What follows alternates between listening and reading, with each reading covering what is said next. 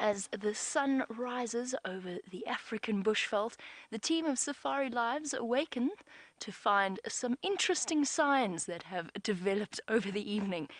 The wonderful things that you can see out here on a live safari in the middle of the African bush. Of course, for us, life out here means that sometimes elephants come and feed right outside your bedroom window, and the tale of the bedraggled rubber tree is finally complete. A very good morning to you, life in the African bush, and this is Safari Live. Ready.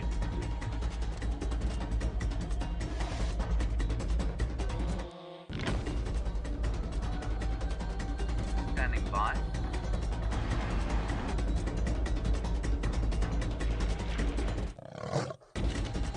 Five, 4, 3, 2, 1.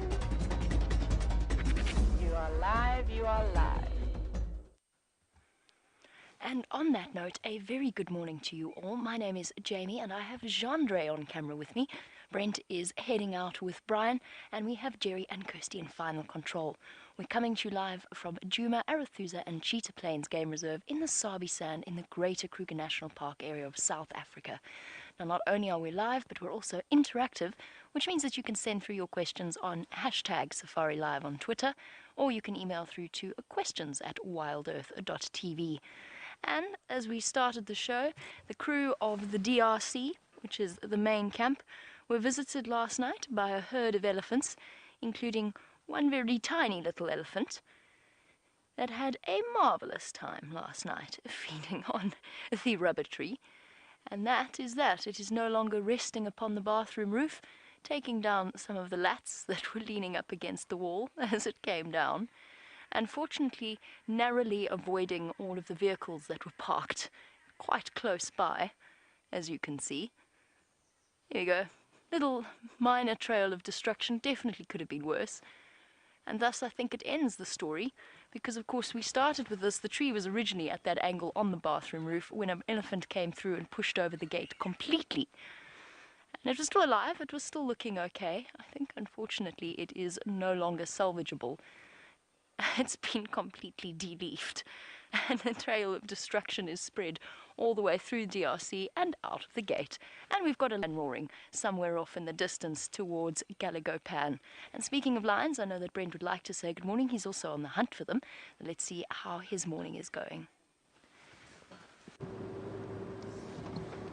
Good morning and welcome to Safari Live. As you can see, I'm not moving my neck too much. Somehow I managed to sleep in an awkward position. That is why I have the hot thing on my neck. But it's not that bad, don't worry, I'm just playing with you. Welcome, my name is Brent. I have Brian and the controller of Brian, the thumb.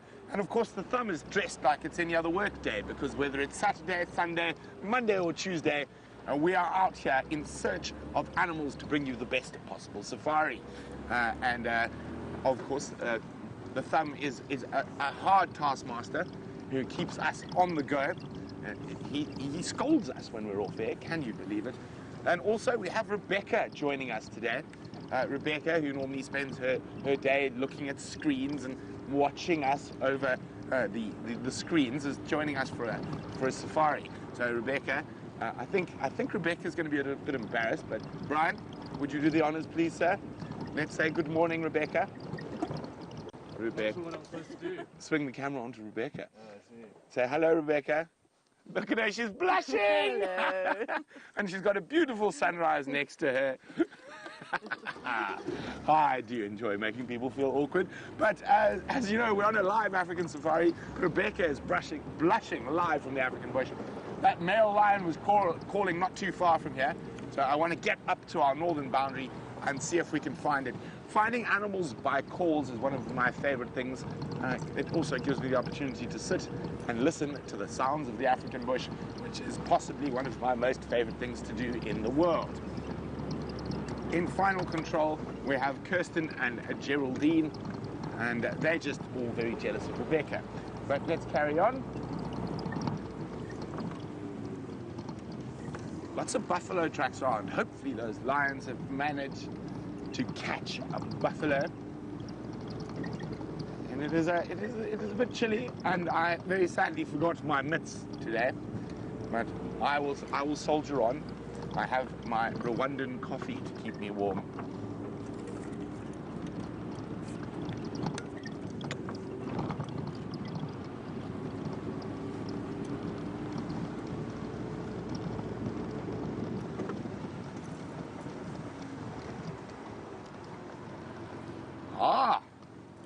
Good morning, Liz. Liz says, good luck to South Africa in the opening, oh, no, not the opening ceremony. I think we might do well at that one. But good luck to South Africa in the Olympic Games. Apparently the opening ceremony is happening right now. Liz, you've definitely made the right choice to join us for the Bush Olympics today. And hopefully the heavyweights of the African bush will be out looking for gold medals on the Sunrise Safari. Liz also says hello to Brian, the Thumb, Brent, Jamie. I think she forgot Genre, but that doesn't matter. Genre is not that important. Okay, so now we're going to turn off the car and we're going to sidle down the road, and hopefully we're going to hear those lions calling.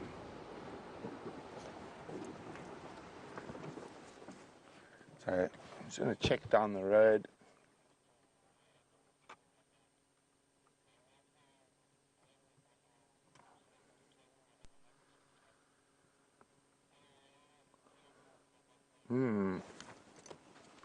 Nothing there. I should have been on the game drive for a second.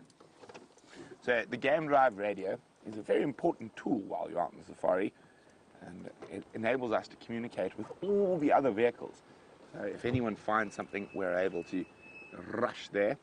Although, well, I prefer finding my own animals and then being able to go, stations, make your way towards me. I have a male lion, but let's, fingers crossed. Morning, taxi, I've done Gallagher shortcut. There was Ngala audio to the north and also sounded like more audio closer to Buffalo Cut Line around the Mvubu Tamboti Dam. I'm on Buffalo Cut Line heading east at the moment.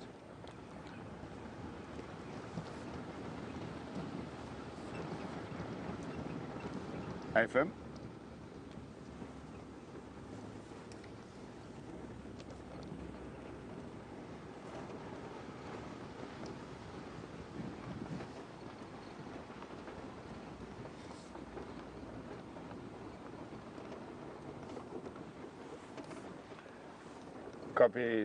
Copy, thanks, taxi. That's what I thought as well. I'd say Mvubu, or maybe between the shortcut off Gallagher and the fire break around there somewhere. So we're just discussing where we think the lions are calling. There's definitely lions calling to the north, but I am convinced there's a lion calling on Juma as well. And that's the one we're looking for. Let's just hope he's not joining his buddies.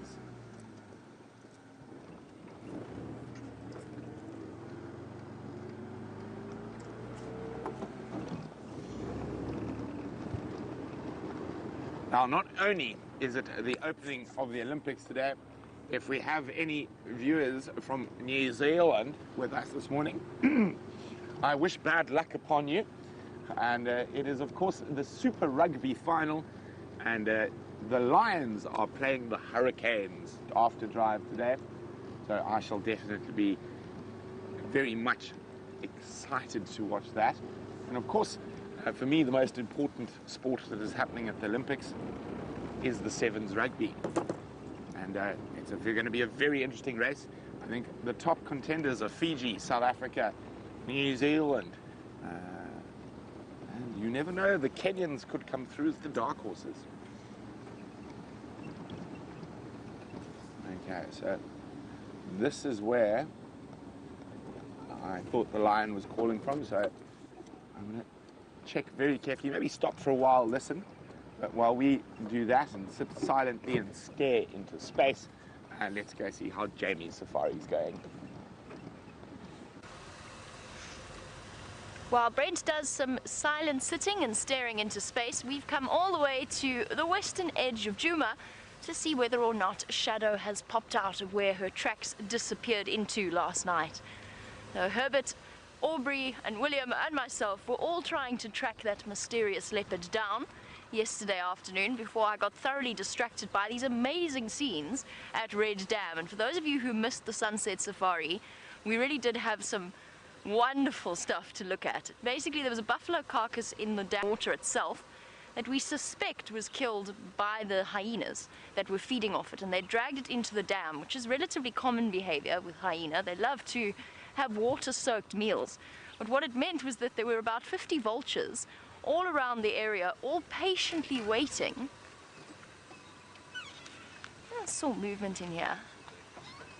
2 acres, I just saw a flash of something scuttling. I got excited. I thought perhaps Shadow had brought her cub to us. No, I don't. Oh, I do see them. Hello. Good morning. There it is.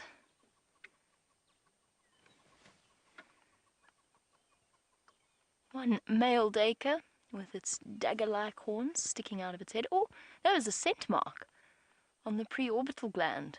That wasn't a nibble or breakfast, that was marking its territory. There's that lion again.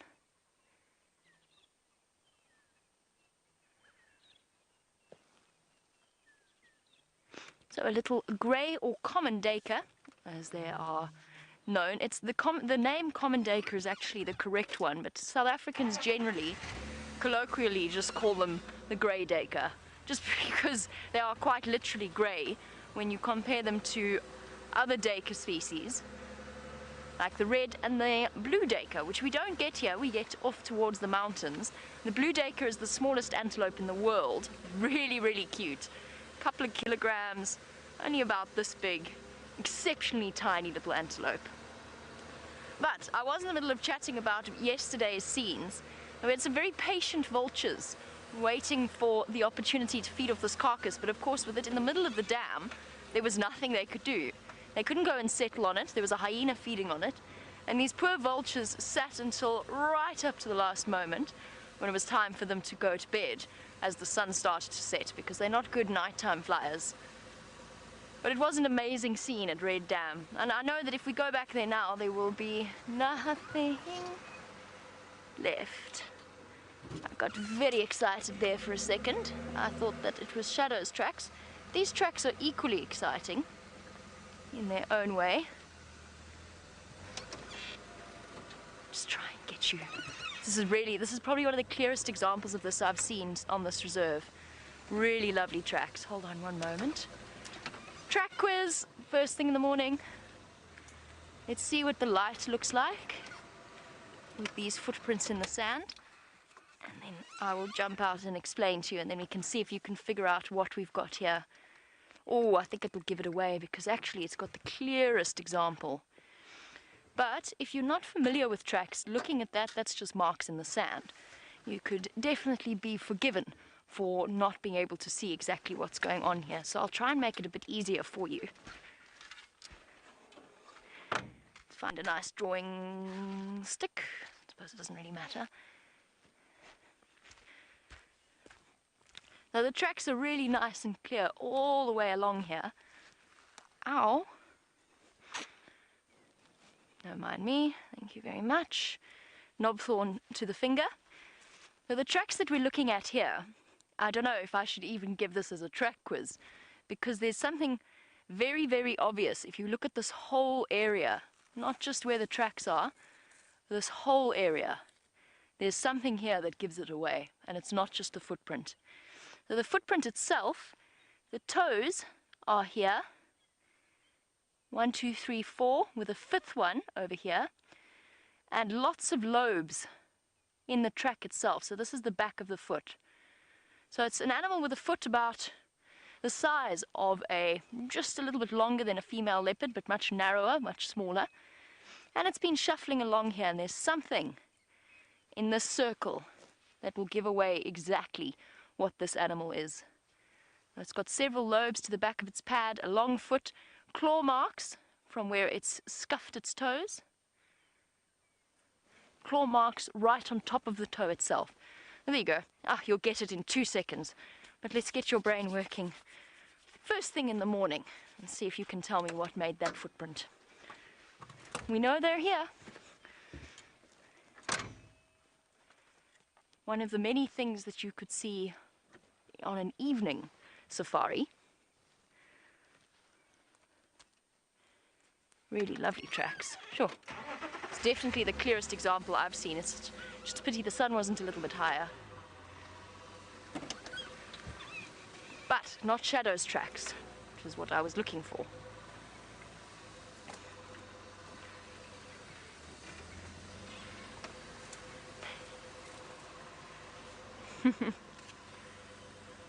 Just bear with me 1 second. Safari Haze, it was not a hippo. It is definitely not a hippo, unless it was the world's smallest hippo, in which case that would be very, very sweet to witness, because it'd probably be a hippo about this big. That would be adorable. There was a hippo on this road though yesterday, outside of the water, watching us. In fact, I couldn't get past him. Apparently Brent is looking for me on the Game Drive channel. Brent for Jamie.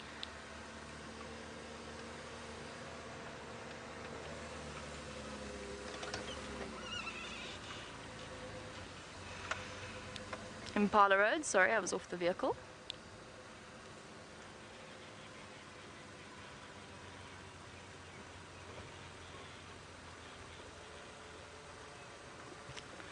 Okay, copy, no, you're welcome.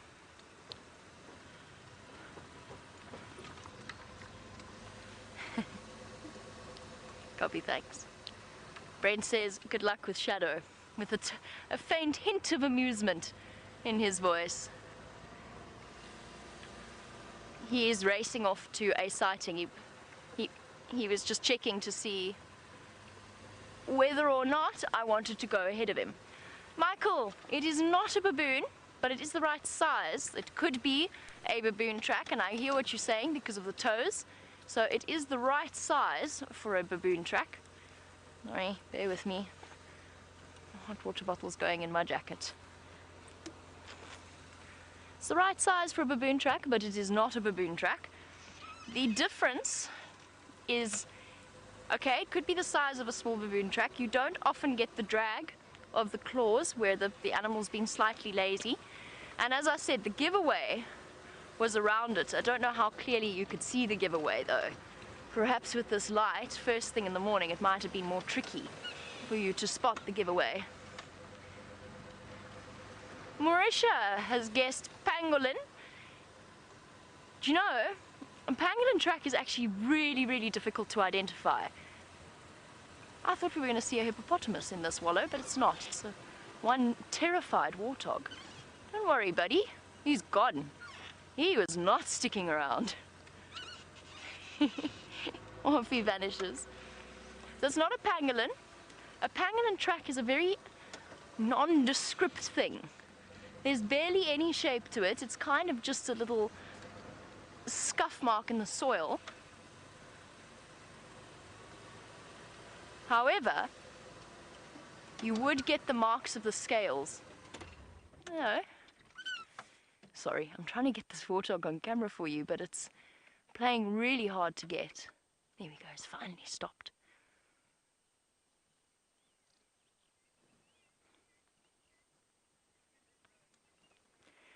There we go.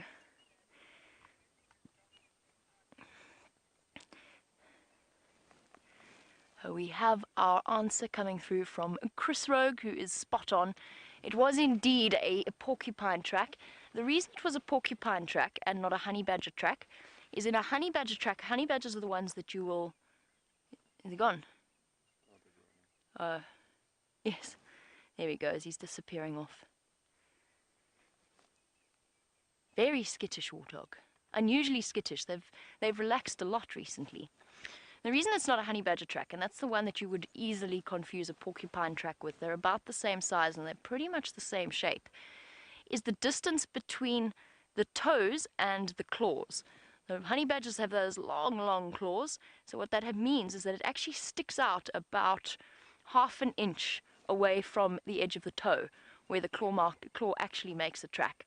And what I was talking about in terms of the giveaway, but in hindsight I don't know how clear it came across, was you've actually got the drag marks of the quills behind it in a really, really clear way in that particular example, but I don't know how clearly it came through on camera. But the quills of a porcupine drag behind, you won't get that in a honey badger track, and it's very clearly something sharp dragging lightly along the ground. It leaves a very distinctive trails as it goes along. So that's what makes it a porcupine rather than a honey badger. There's some more subtle differences. Honey badgers, their 3 top toes, or their 3 middle toes, are very close together, sort of grouped together. Whereas with the porcupine, the toes are slightly more evenly spaced, but that's very subtle. The best way is to look for the trail of the quills behind them. Aardvark is just the 3 claws. Right, I'm going to go and search for Shadow's tracks, or Shadow herself if we're lucky. In the meantime, Brent has made his way across to Djuma Dam. Let's see what's happening there. Very exciting. In this beautiful early morning light is one of the Birmingham boys. It's definitely the one that was calling. And we've got lions calling all over the place this morning. But oh, there we go. He's going to roar.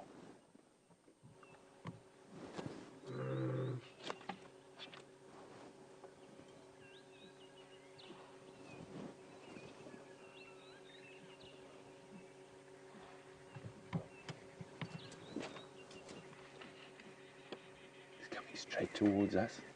Got a little bit of a limp, and that's not unusual for a male lion.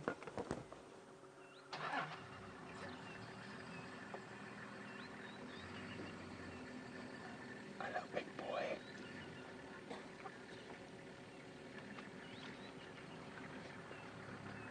Judy H is correct. He says, if we find lions, it's a good omen for the rugby.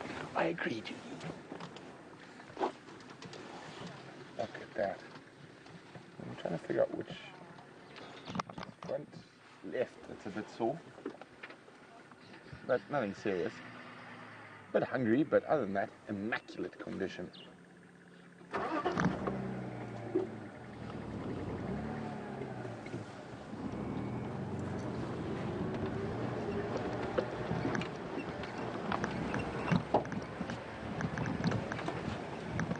Nothing better than starting your morning with a big cat. Oh, he's going to have a stretch. I think we might be in for a treat with a roar, so I'm going to try and get in front of him. So if he, oh no, he's on the move again. If he does roar, we get the full blast.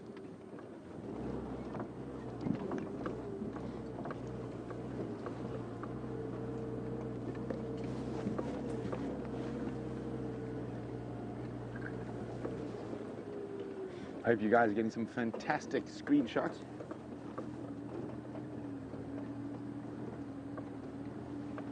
Well, Ladybug and Daisy says, oh yeah, Catterday. And of course, a week ago, we were lucky enough to see the Nkahumas catch that buffalo on Catterday. And it had been a very, very bleak Catterday up until the last hour and a half of drive. Oh, he's on a mission.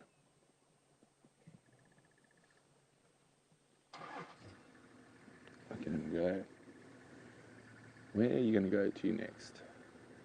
Now, male lions can travel incredible distance and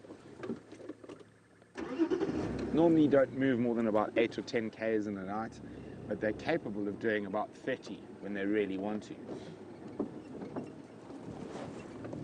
It reminds me of a very funny story. So, I'm sure we've got some new viewers. Oh, that's the flock. There we go.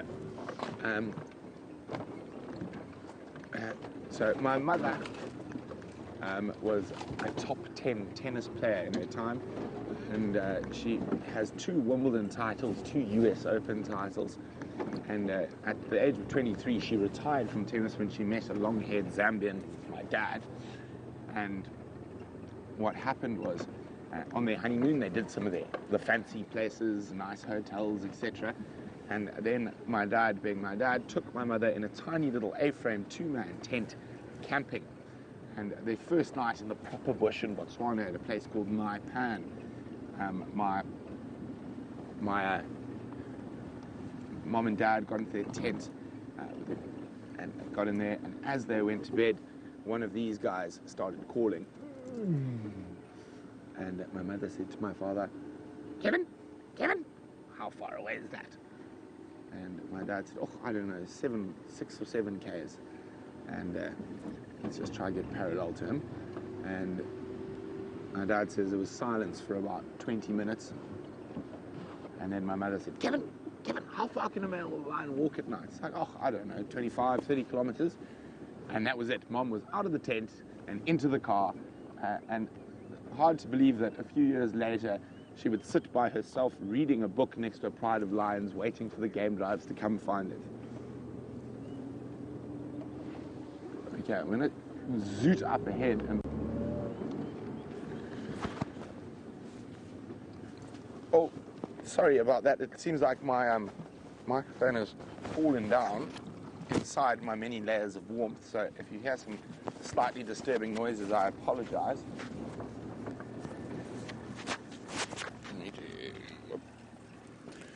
That should be a bit better.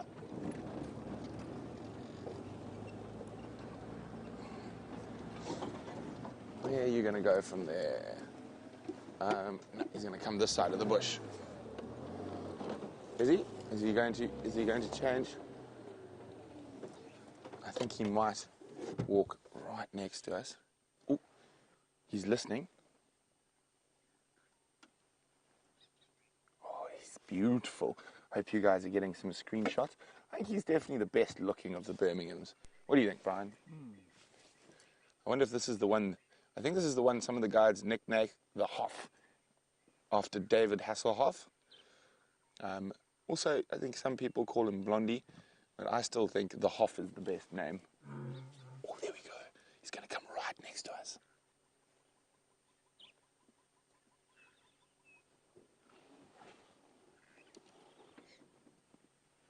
Look at that.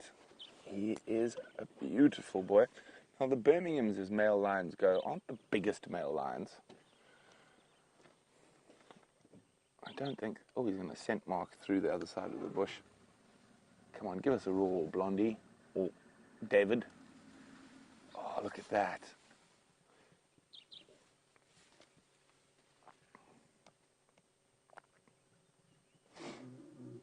So he's doing quite a low contact call at the moment. Okay. Oh. And I've been lucky enough that growing up with the incredible childhood my parents gave me, I've never been scared of lions. I have massive respect for them. But I've been looking at them since I was about 2 or 3 years old. Okay, we're going to try and jump up ahead of him again.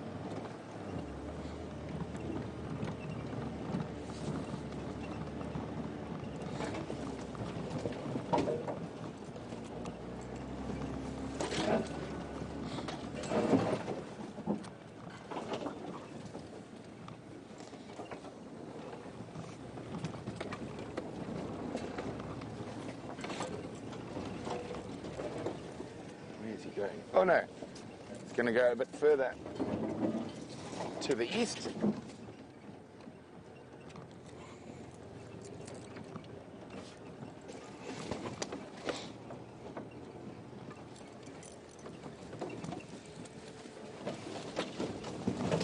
Yeah, I'm pretty sure he's going to walk down this path here.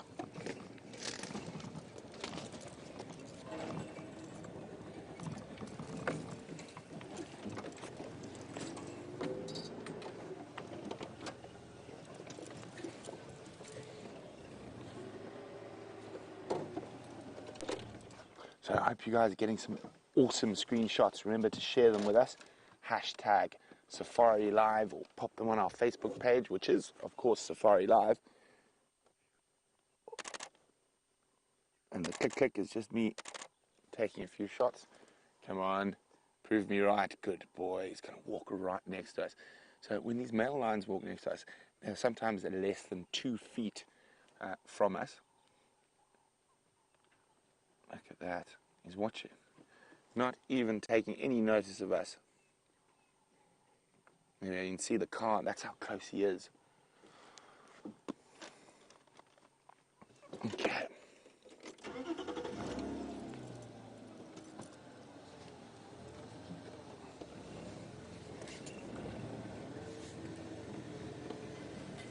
Now, he's going into quite a thick area. So we'll try to stick with him.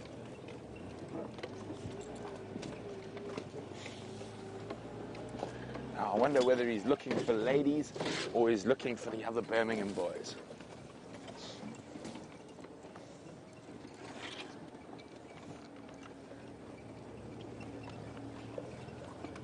And so while we stick with this line through the thicket, let's go back to Jamie so she can tell you how her search for the elusive shadow is going. So while Brent maneuvers himself off-road, the search unfortunately has run cold, or at least the trail has run cold so far. There's no fresh tracks coming out onto the western boundary of Djuma, so the road between Arathusa and Djuma, which is the boundary of, or close to the boundary of Karula and Shadow's territory. It's just a little bit to the east of where we are. So Karula, the 12-year-old leopard, that she is the queen of Djuma, so to speak. Her daughter Shadow is shuffling closer and closer into Karula's territory because Shadow's under pressure from unrelated females to the west of her. I've got her, yesterday morning we were sort of trying to unpack the mystery. Her cub went into Arathusa with Shadow. Shadow killed something enormous. We think a kudu, but we don't know exactly, but just judging by the size of the drag mark. That was then immediately nicked by the hyenas, who had obviously had a really good night not last night, but the night before, with their buffalo kill and with the kudu, although the kudu might have been a separate clan to the hyenas on the buffalo kill. Now it's all a little bit confusing because she definitely left her cub on Arathusa, but she hasn't come back to fetch her, which might mean that she's been relatively unsuccessful in her attempts yesterday for hunting. So Herbert had tracks of her, he was following her off the road, and he said he could see where she tried to hunt the impala. She didn't succeed, and her tracks were moving through very, very fresh, but we're not entirely sure where she went from there, because she's a mysterious cat, and we think she went into some really thick, this is from yesterday, she went into some really, really thick vegetation. Oh, this is hyena, never mind. There's a whole load of monkey orange in that block that makes life very difficult.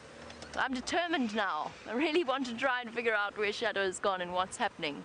It feels like it's been a long time since we've seen her and her little cub. Okay. Trying to decide.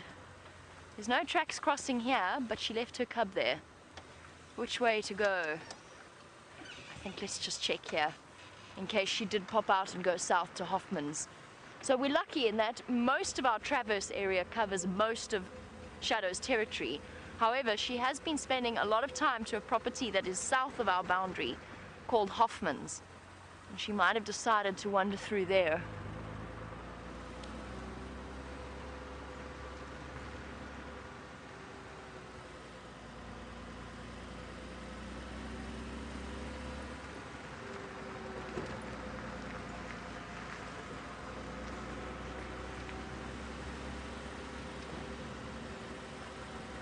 And this is the corner very affectionately known as the signpost corner, because obviously there's lots of signposts.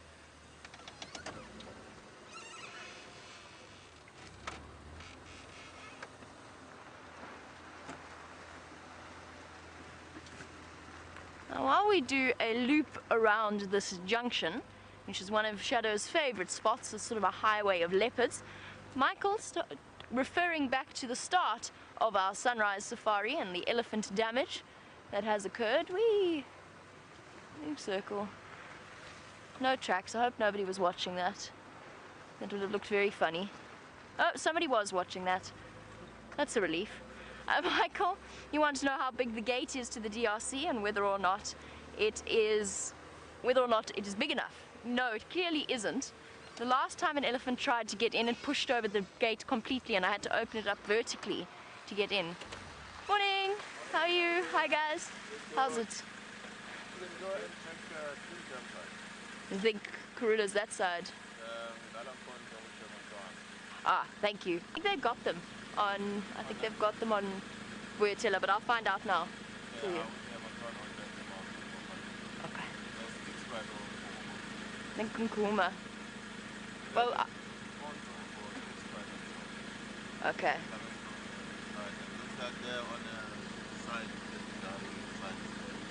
Okay, maybe that's why the Nkumas have gone towards Torchwood. Okay, thank you very much.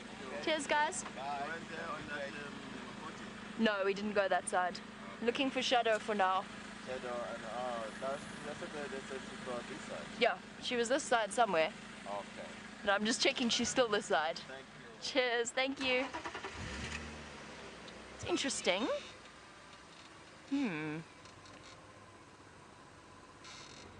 I just wanted to listen to the Game Drive channel. Seems as though the Styx Pride might have decided to come and pay us a visit. So the Styx Pride is a lion pride that we don't often see on Djuma, but they do occasionally make their way into this area. That would be a very interesting turn of affairs. Sorry, Michael, we were busy talking about the gate. No, the gate isn't big enough to keep out a determined elephant. To be completely honest, there's very few gates unless you are really desperate to spend the amount of money that you would need to. And there's very few gates that will keep out an elephant. Even an electrified fence is not going to keep an elephant out if it wants to go through it, which we saw with one of the electric fences around a garden during the sort of the hardest part of the dry season. The elephant just went straight through it. Now, in this particular case, the elephant ripped out the concrete base that holds the gum pole in place that the gate is attached to.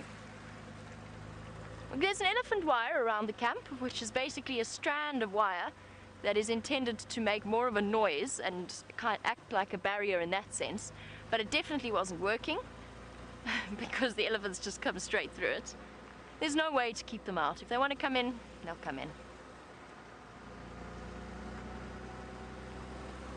And nobody really minds, even when it does mean potential car squashing by tree.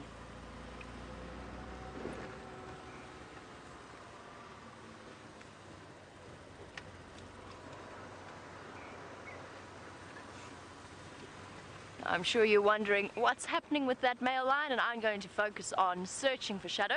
Let's jump on the back with Brent and have a look at that magnificent boy.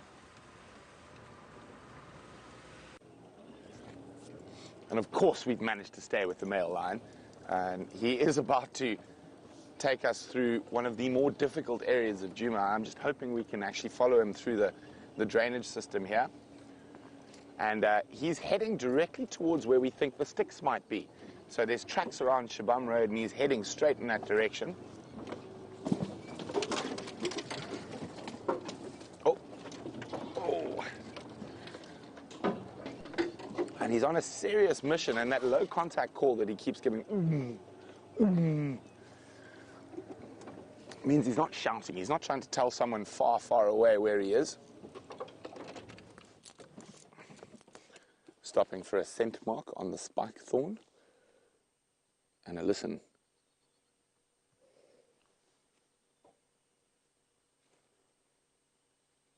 Come on, give us a proper roar, big boy. Nope. Oh dear. Oh dear, oh dear, oh dear, oh me. And so, let's try this way. So I hope you guys are ready for a bit of serious 4x4ing, but to keep up with him, I'm hoping I can find a spot where we can cross this little river system and not get stuck.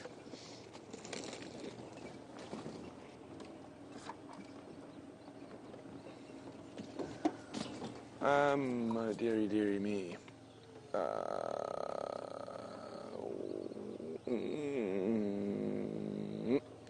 We'll give it a go. Hold on.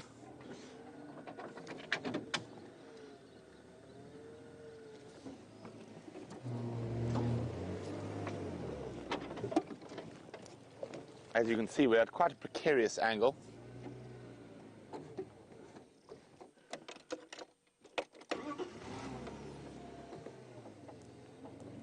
William, welcome. I'm sorry, William, I'm concentrating. I don't want to fall over in this little river. But William, it's his first drive, so welcome, William. William is, oh dear, that's exactly what I didn't want to happen. Problem is when you get onto 3 wheels,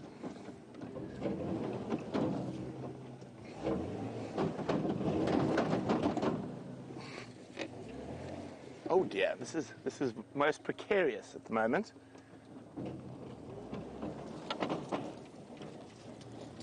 There we go. Success. Now we've still got to get through here. Where's my, there it is. Just in case, okay.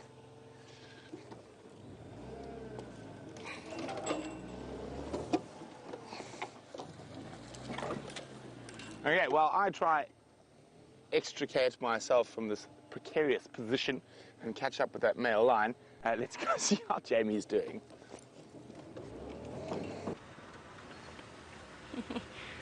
I've made sure to put myself close to the area just in case A, the sticks come past, and B, just in case Brent needs some help in extricating himself from what sounds like a, what did he call it? A precarious position. So we're on standby just in case he needs some help, although I think, I imagine that it'd be a long time before he called us in. He would try very, very hard, as we all do. It's that awful, awful moment when you get yourself stuck, where you know you're going to have to call somebody, and you try absolutely everything to get yourself out of it, because you know that once you call somebody, that's the end. You'll never hear the end of it for the next 2 months. Remember the time you got, and I know because I've done it myself. We've all done it. We're going to go... Wait, we were going to go and check Treehouse Dam. I'm just going to have a look at these little baby waterbuck for a second.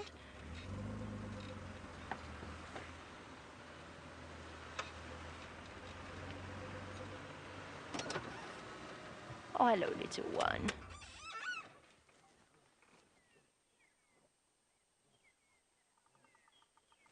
There's a lion roaring. Sorry, there's some sounds of lion roaring just ahead. Brent for Jamie.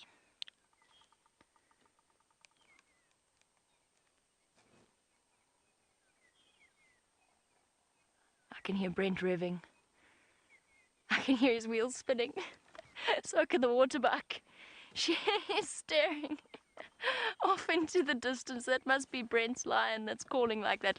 We better go help him. Not get him unstuck. I just mean go and help him keep track of that lion in case he is stuck. Because I heard wheel spin. Sorry, waterbuck, you are lovely, but we're going to go and put ourselves in an area just to help Brent keep track of that lion. It happens.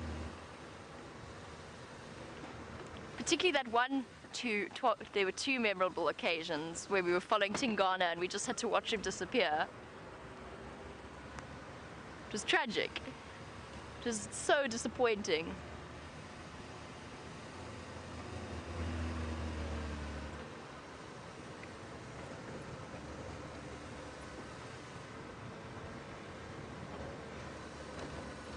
Now, it's unusual for the sticks to...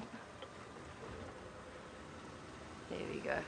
It's unusual for the sticks to move around on the southern boundary of Djuma, but it is part of their home range. And of course it's the boundary that they share with the Nkuhuma females in this particular area. Sounds like the sticks went back into Little Gowrie. Sorry, I'm just listening to the Game Drive channel.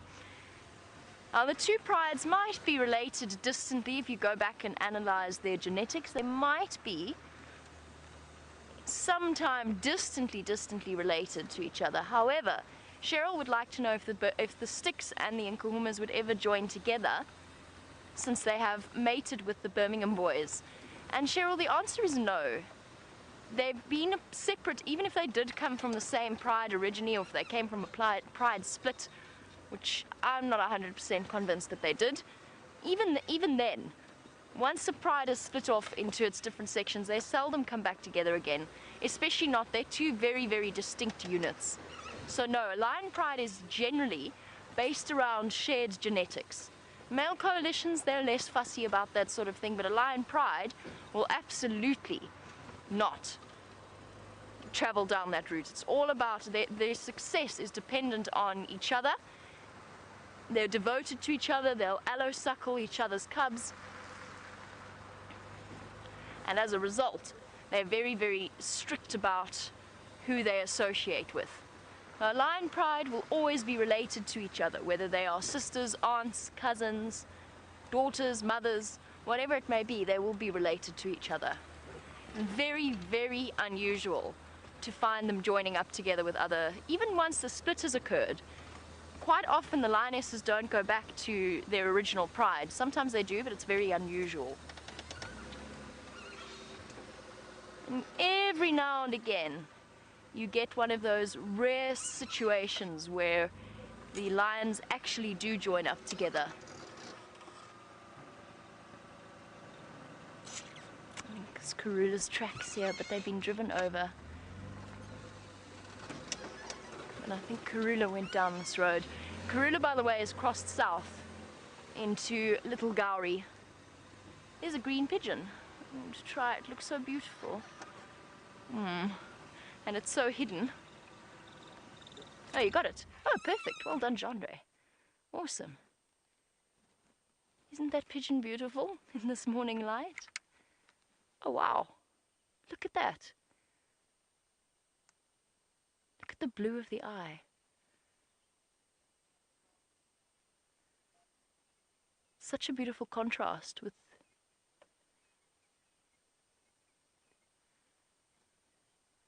the blue of the sky and the green of the pigeon. Very, very pretty.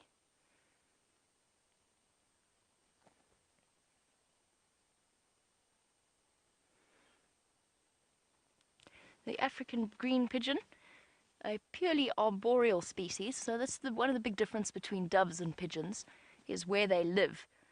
Our emerald spotted wood dove or our Cape turtle dove spend a lot of time, whilst they might perch in trees, they spend a lot of time wandering around on the ground, picking at seeds, whereas African green pigeons are largely fruit eaters.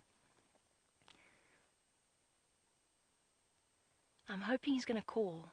Oh, no he's not, he's going to fly away. Fair enough. I think that Brent has done a marvelous job of managing to unstick himself.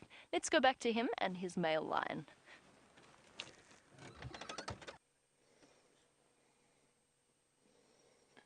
So, of course, after taking us through the most nightmarish spot, literally just on the other side of the nightmare, he just decided to lie down and roar while we were stuck in the drainage line. But hopefully he'll roar again shortly. Sorry, I think someone else is trying to get you. Standing by, oops.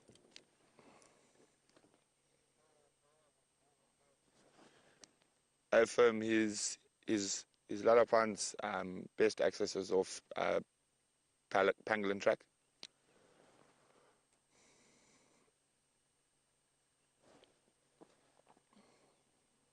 Come on, give us a roar, big boy.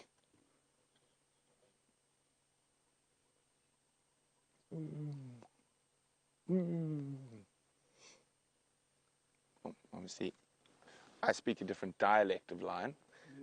Oh, maybe not.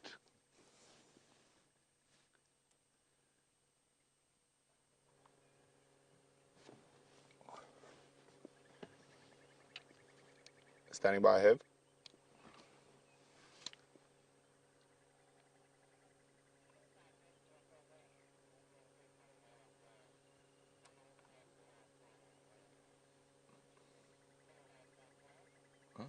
Very interesting.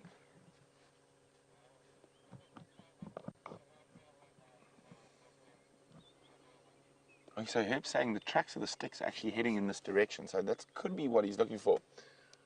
Copy, thanks Herb. Yeah, there's no one side to now, just the one win, but he is calling.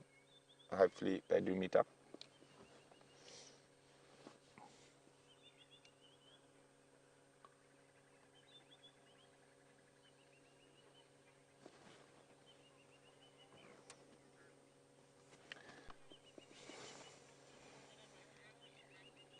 So Shamson's wondering, do lions ever call that we can't hear? If you're far away, yes, and they do have those soft contact calls like that. And you probably have to be within about 400 meters with your car off to hear it. And that's the reason we turn off our vehicles so often on drive, even if we not with any animals. It's just to listen for those little signs in the bush. Ooh, where are you?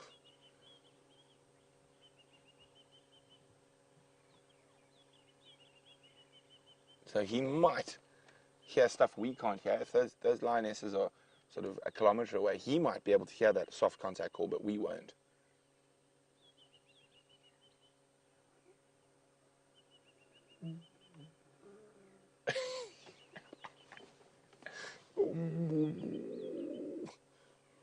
I'm sorry, big boy. The ladies are not performing.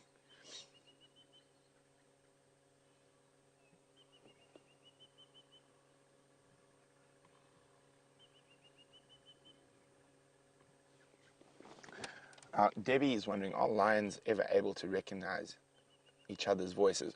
Most definitely. Their communication, their vocal communication is incredibly important in setting territories, in finding each other, and in lots of different things. And I've been fortunate enough to film a study that was about cognition in mostly in lions and hyenas. So there was a lot of visual.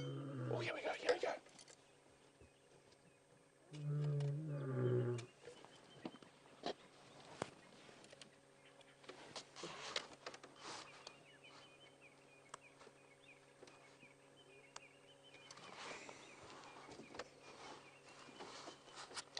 Come on, give us a roar.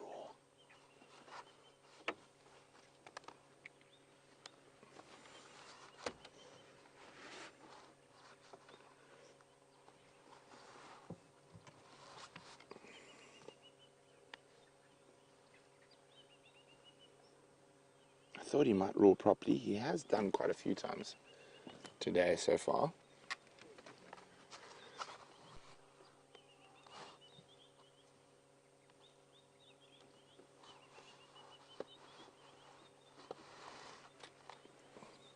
Come on. I think he is definitely going to give a proper roar. Now, when we were on our northern boundary, we managed to hear male lions calling far to the east. And he's been responding to them, so let's hopefully he does it again.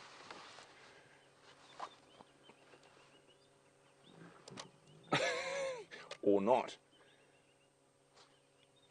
Okay, so, oh, there we go. Wait, no, wait.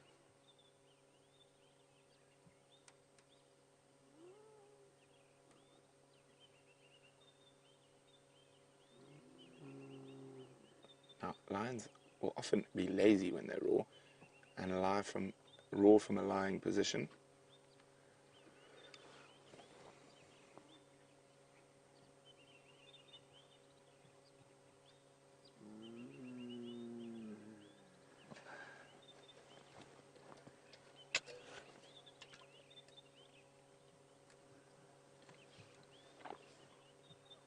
Okay, well, while he thinks about roaring, back to your question, Samson. So I was talking about the cognition studies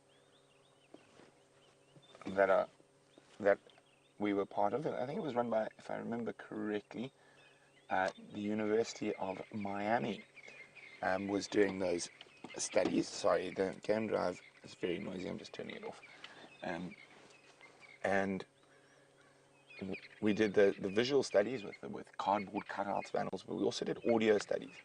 So playing a lion roar that they recognized to them, and then playing a lion roar that they didn't. And the response was immediate. They can definitely tell the difference between voices.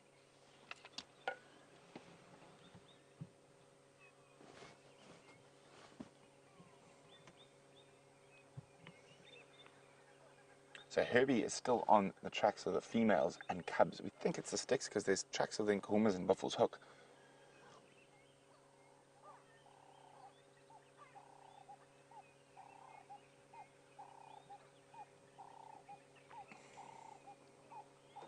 Now, doing what lions do best.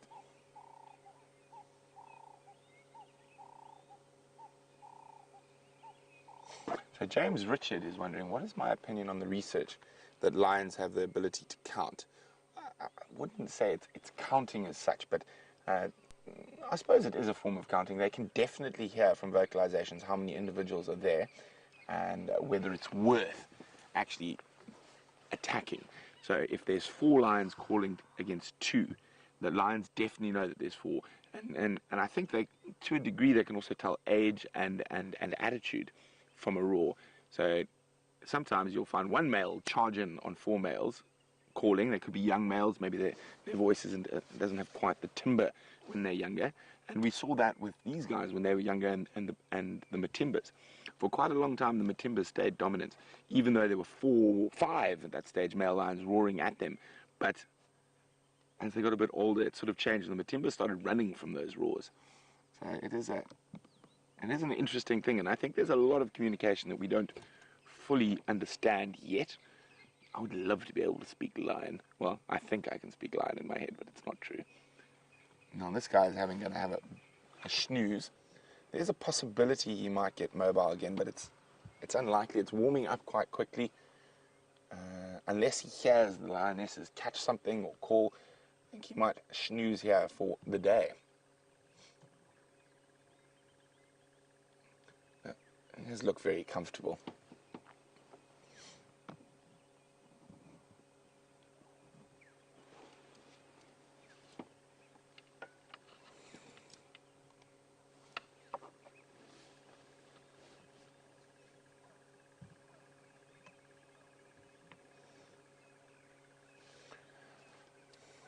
A very warm SafariLIVE welcome to Kathy in Tennessee. Kathy says, is his mane really that big, or is it just fluffed up from the cold? No, he's got a very impressive mane, Kathy, and it is big and beautiful. It's not that fluffed this morning, and so I'd say it is that big. It's not just fluffed up from the cold.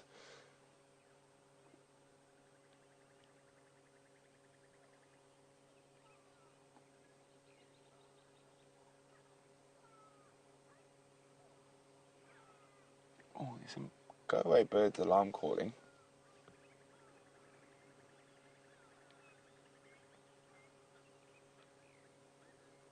But I don't think they're alarm calling. No, it's not a cat alarm call.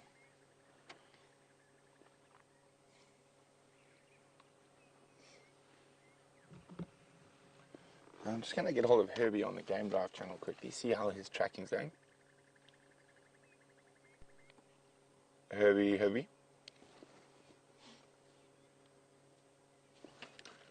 Herbie, any luck with those in Konzo?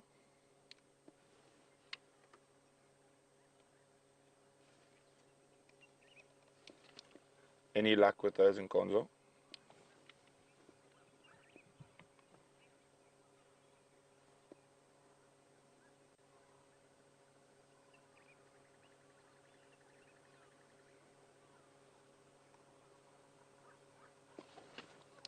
Copy, thanks very much.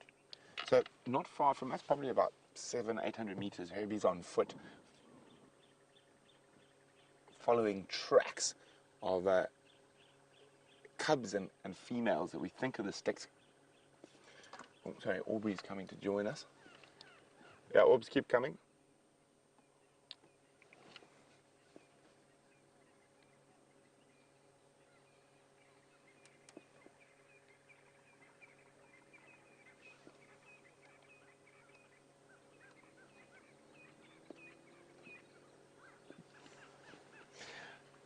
William, I see you figured out the question, so great to have you on board for the first time, William. William would like to know, is this lion been in a fight? He's got scars all over his face. Has he been banished from his pride? So, William, what I'm going to do is I'll give you a little bit of background. He is a Birmingham boy, so born on a farm named Birmingham to the north of us. He is part of a 4-male lion coalition. So he hasn't been banished, he's at the top of his game. So him and 3 other males dominate about 20,000 acres of the Sabi Sands and 3 prides that we know of. And he hasn't been banished, but the life of a male lion is a tough one. Constantly fighting, mostly with each other, for mating rights and around carcasses. When they're feeding, lions forget their friends and beat the daylights out of each other. But he's definitely not banished. He is one of the dominant males in this area. Now, it's not unusual for dominant male lions to split up to cover more distance while they patrol. And when he roars, he's basically claiming and telling all the other lions that this is my area, don't come here. And at the moment, he's got a little bit of a limp, nothing too serious. But at the moment, him and his 3 coalition mates are the big bosses, the kings of the jungle around these parts.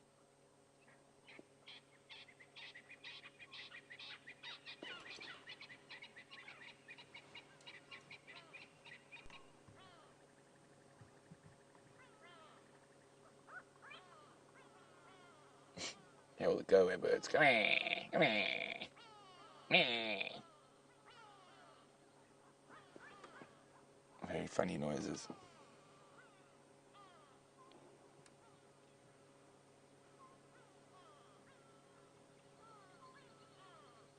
Can hear quite a few birds this morning.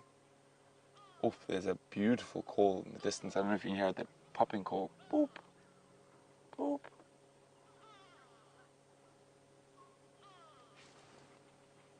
It sounds like we might just be able to hear it. It's a southern boo-boo. Can you believe there's a bird called a boo-boo? And it's not a saw on my knee, but a little beautiful black and white shrike.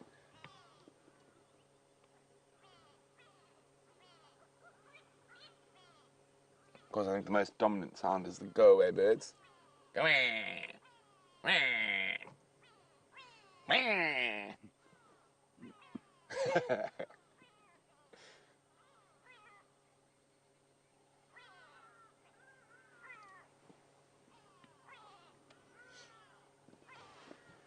Hi, Corey. Corey's wondering, do lions sleep at night or during the day?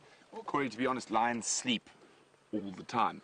So on average, a lion will sleep about 20 hours a day and is only mobile for about 4 hours. And in that 4 hours, I mean, it's not a 4 hours of moving completely. It's half an hour, sleep 20 minutes. Walk 10 minutes, sleep an hour.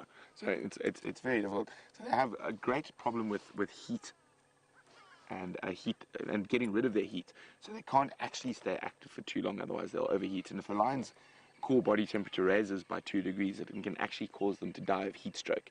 So they need to nap to bring their temperature down. But they are great sleepers. Lions are very good at lying on things rather than anything else. So, as I said, yeah, 20 hours a day, sometimes 21, sometimes 22 if you've got a full belly.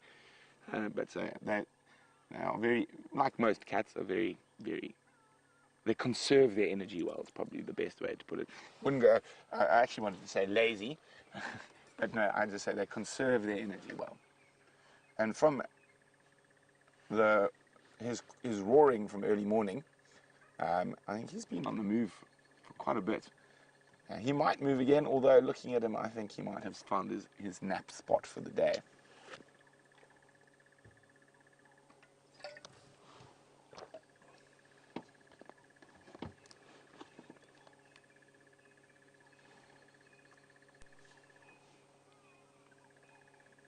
There's a crested barbet calling as well.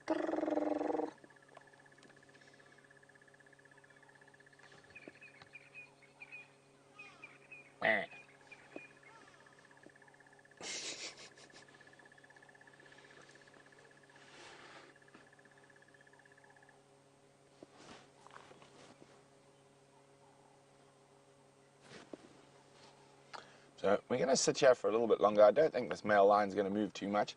We'll give him another few minutes before we move on, maybe try to go look for the females and cubs. But while we do that, let's see how Jamie's morning endeavors are going. Oh, I'm just chatting to Herbert on the Game Drive channel right now, and at the same time having raced through, because James said he heard alarm calls here at Zoe's and Impala and the Power Lines Junction, which is exactly where we started off our morning looking for Shadow. But there's nothing. All is quiet here. Just some very, very relaxed Impala. However, James reported it around Powerline Zoe's junction somewhere here. I've got no sign of anything yet. Or any tracks. Wonder what upset the kudu. It is a mystery. And I I raced away from my search for the lionesses and their cubs, which I think both Brenta and myself are thinking about helping Herbert out with. Because there's no sign of Shadow's tracks coming out anywhere here. But perhaps, on a cold morning, the sound of a kudu barking, bah, that deep, bassy sound, it is the sound that travels the furthest out here in the bush, or alarm call that travels the furthest. Perhaps it's a little bit further away from where James thought he heard it, which is entirely possible. And on cold mornings especially, sound travels a little bit further.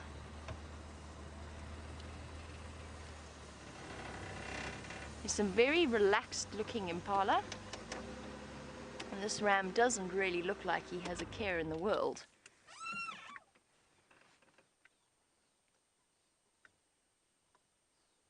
He's perfectly calm. Some cisticulars calling. So a cisticular is a tiny little bird species. But other than that, it's all quiet here. Impala alarm call as well. Much sharper, much more high-pitched sound than a kudu.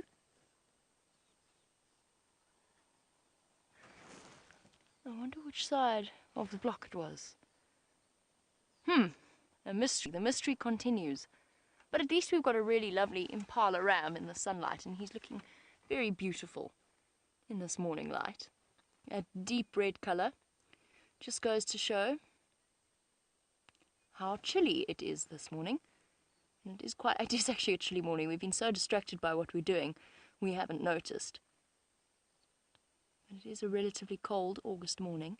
But the nice thing about August is that the temperature heats up divinely, very quickly. Now, after your first chilly hour in the morning sunlight warms you up. It's time for a jolly good groom. Now, the bottom teeth in an impala's jaw are loosely set, so they form a comb-like structure that they can sift through their fur, picking up any ticks and any other external parasites, which is why impala always look incredibly well groomed. Of all of the antelope, I think they're probably amongst some of the most fastidious. And it also helps that they groom each other, which is relatively unusual in large herding mammals. But they groom each other, which means that the hard-to-reach places, like ears and parts of the back, they can rely upon their friends to help them out. At least the rams can start relying on their friends again, since the breeding season is now complete and everybody's relaxed a little bit. Mr. Impala, I don't suppose you can tell me what upset the kudu? Yes, no? Obviously not something he felt was worth upsetting himself over. Let's carry on. I want to see if I can at least find the kudu. But for now, it seems as though Brent is leaving his male line, since it seems as though our male line has found a napping point for the day. And we'll head back to him to say goodbye. As you can see, there's been massive movement. He's jumped up and down, danced on his back legs. No, I'm only playing. He has not moved an inch. So I think he's set for the day. This is where he's going to reside. I think he's probably only going to get moving around 6:30 tonight. And while he slumbers away, I think we're going to go help Herbie try find some lion cubs. So enjoy your last view of the Birmingham boy.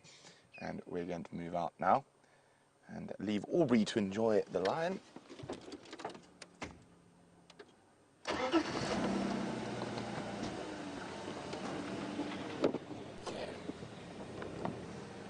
Look, there's a large stump behind us that we do not want to drive over. Fortunately, we are a few meters from the road. Brian, am I going to crack? I'm fine. Oh, there we go. So we don't obviously have rear view mirrors in these vehicles, so our rear view mirror is our cameraman.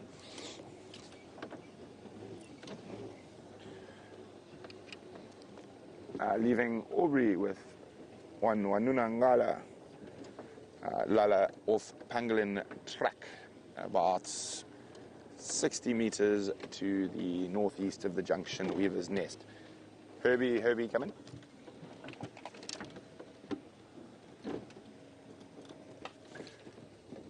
Herbie, where would you like me to check for that Wansati and Mampimpan?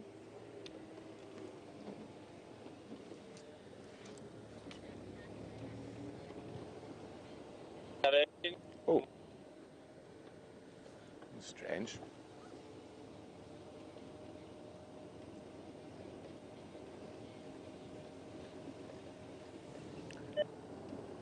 Copy, thanks very much. I'll check twin dams from Chelepan to the south. Okay, so last tracks of those lions and cubs seem to head into this area just to the south of us, so we're going to go check on Twin Dams Road, see if they pop out. Otherwise, you might have to go for a little walk and go catch a lion cub by its tail. No, I'm only joking. That is one way to end your guiding career quite quickly, tackling lion cubs. Now, it reminds me of a very, very important thing to me, and that is the cub petting industry as such. So a lot of people and a lot of places out there in Africa say, come volunteer with us, come have a photo with the lion cub. And that industry is incredibly, incredibly dirty. There's no other way to describe it. And those poor animals are often very heavily mistreated. And to keep cubs coming out, you have to literally farm cubs. And an animal like a lion has got a very, very short gestation period. So you can get a female lion to produce multiple sets of cubs by just taking her cubs away. And then as soon as those cubs get to around a year old, they're too big to cuddle and to play with, and they actually can eat you. So, and they'll then put into various very nefarious places for nefarious uses. So just be very careful about anywhere that offers the chance to hold any form of predator cub or any form of wild animal. And if you truly love wild animals, the best place for them to be is in the wild. Okay, now let us find some lion cubs on a happier note, and these ones are wild and free, so that's why they're the bestest type of lion cubs.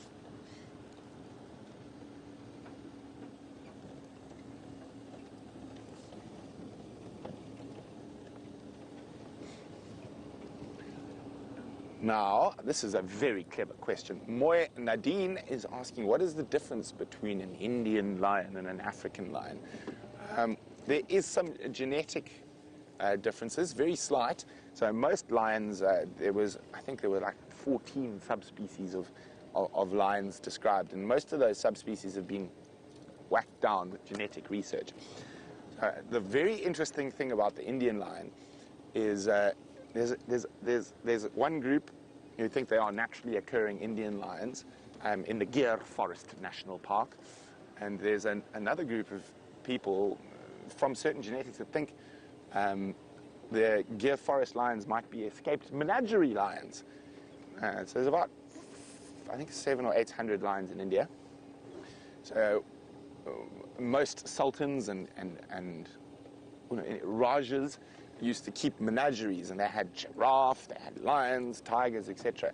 So it's very difficult to know that those lions might actually be an escaped population of menagerie lions that have gone wild, but the genetic research will tell us whether that's true or not. I think there probably are an indigenous wild population of lions. I mean, lions used to occur the whole way through modern-day Europe, up until about 1,000 years ago, even less in some cases. In Portugal and Spain, lions were there even more recently. It's very, very interesting, and it's the genetics is gonna solve it. Okay, so we've got good news so far, and the good news is that is a wild dog track. What? Oh yes, there we are. Yes, I was like, what wild dogs? I get very excited with wild dogs. But I remember they were here yesterday, so it's an old track.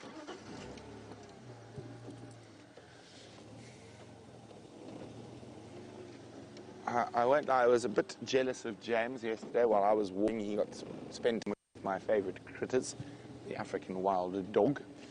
Okay, so far there are no tracks coming out, and that's good.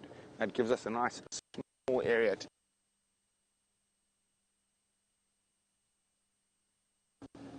so fingers crossed we have no lion tracks on this road.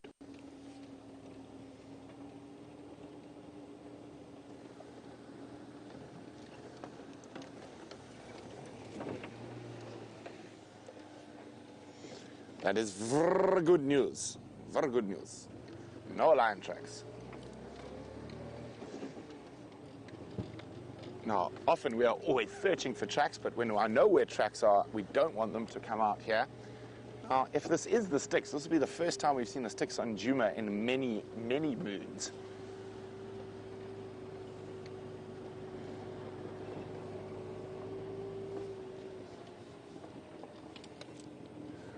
Herbie, I've checked twin dams to elephant carcass. There's no Nkonzo coming out. So I'm going to try go back to the last tracks you had on Weaver's Nest.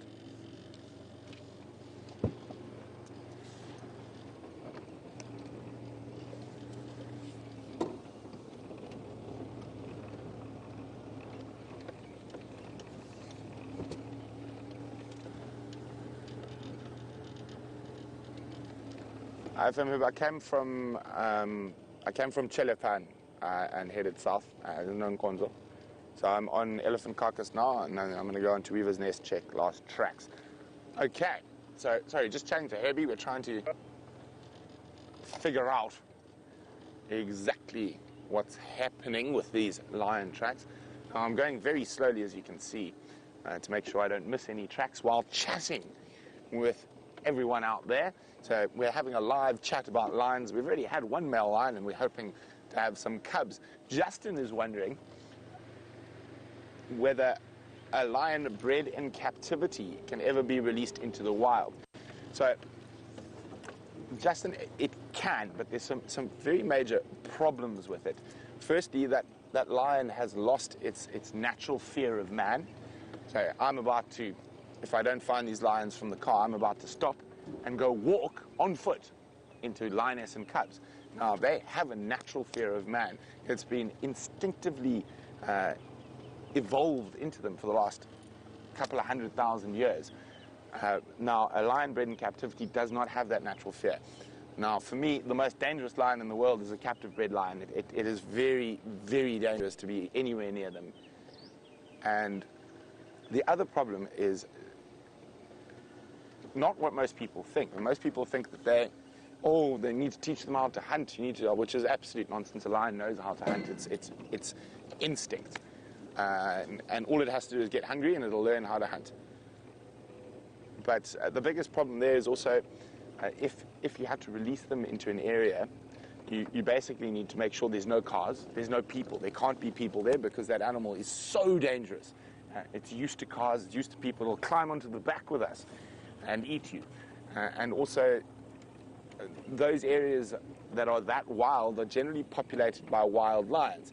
So to now go introduce lions into an area where there are already lions, you're going to create a massive upheaval in the social dynamics. And my personal belief is that there shouldn't be any captive bred lions. Oh, it's Aubrey. How's it, Will? How's it, Will? Did you see that Nkonzo there? I don't know where Herbie's talking about then.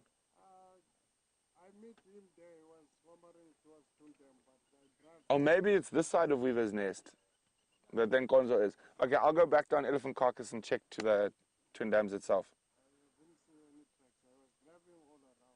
So the tracks I only see from this side. On that side. From the Bamboo Road, yeah. Okay, well maybe they're in this block here.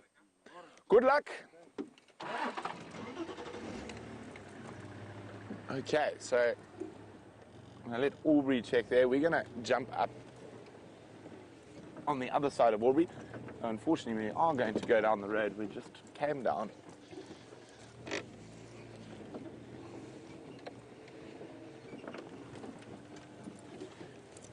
So we're incredibly fortunate that every day we get to play the big game puzzle and try to figure out where all the animals are moving. And speaking of someone who's puzzling, let's go see how Jamie's shadow puzzle is going.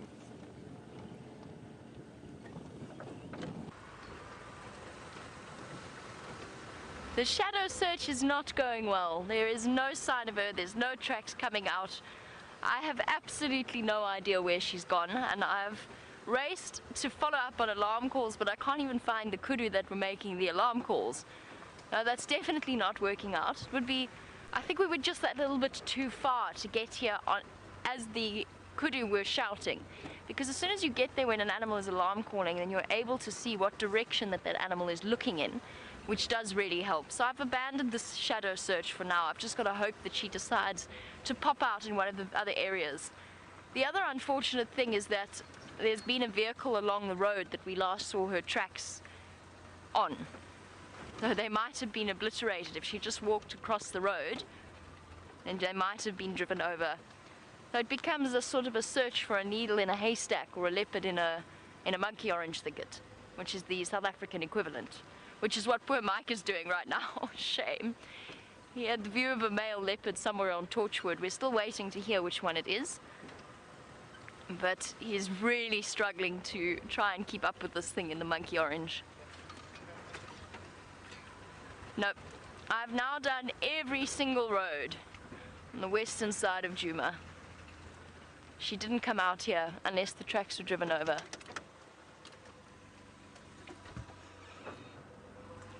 Please stay, little one. There's a little bush... Ah. There was a bushbuck hiding behind a duiker, but the duiker panicked and the bushbuck ran off. And we don't often get to see bushbuck.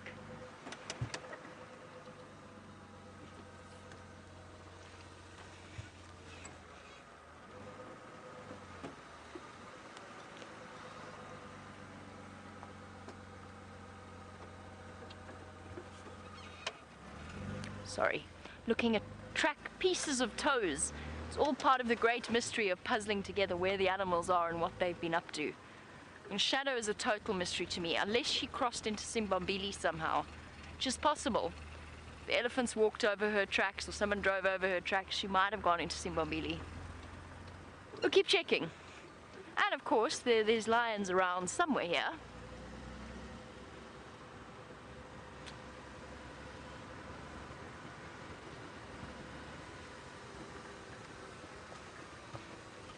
And a warm welcome to Jason. It's lovely to have you on board once again on the subject of our mystery leopards. Silly impala. They're rutting still. Wait, hold on. This might be quite fun. They're running. Are they rutting? Why are they? Oh, no, they have relaxed again. Sorry, Jandre, I know you can't see them. They were just trying to pick a direction. They were running straight towards us at one point.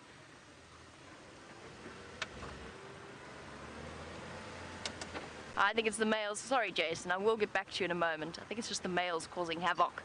I said their breeding season is over, and it is. But they're still chasing each other around every now and again.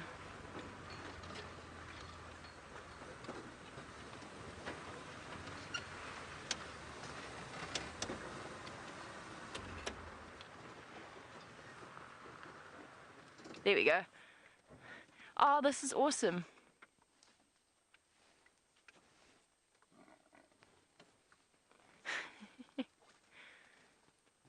Oh, I love it when they do that.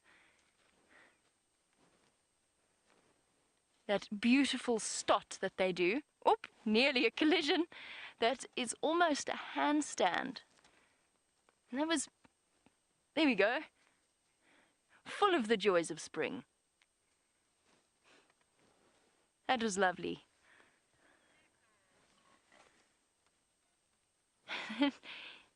That handstand-like motion is what's known as stotting, and it's a way of showing how, there we go again.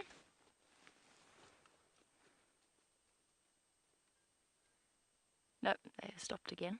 They're playing basically, but the males are chasing them around every now and again, and it's a way of showing that they're fit and healthy. It's an instinctive response, so all antelope do it in one way or another. As I said, it's called stotting. And springbuck do it in a very special way. They do something called pronking, where they arch their back and they draw their feet together as they jump.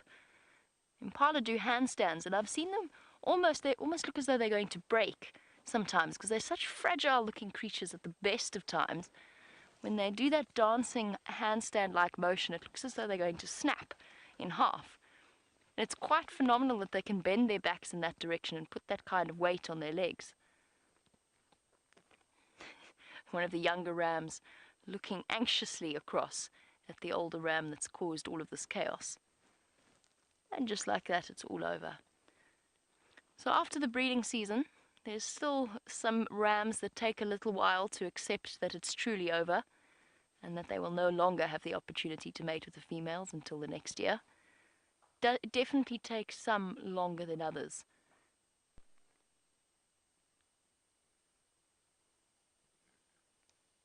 He's still grunting every now and again.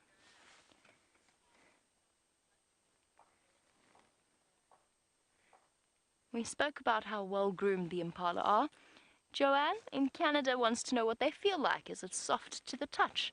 It is. It's very smooth. Well, it's not silky smooth. It's relatively soft, but it's still got a little bit of coarseness to it, because of course they're wild animals, and they need that fur and that very, very thick hide to protect them from both the elements, and also it makes it much harder for a predator to catch a grip on the side of an impala if their hair is slightly coarse and at the same time quite smooth.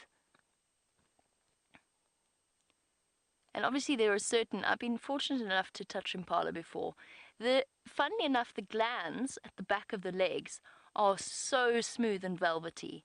Where those black dots are on the back of an impala's legs, those are really, really smooth to the touch. They're definitely one of the softest pelted animals out here. A wildebeest is also quite silky if you stroke along the fur along the side.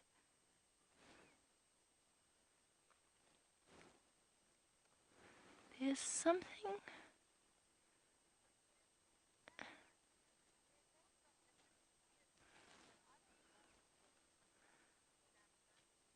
There's something there. I just saw it disappear. I'm just going to go forward ever so slightly.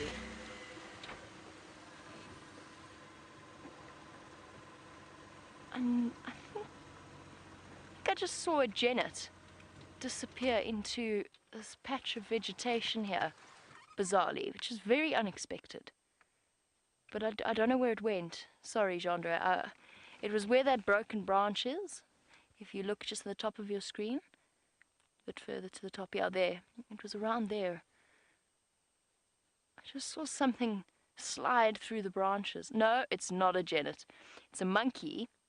Sorry, I just saw motion. It's a monkey. You got it there.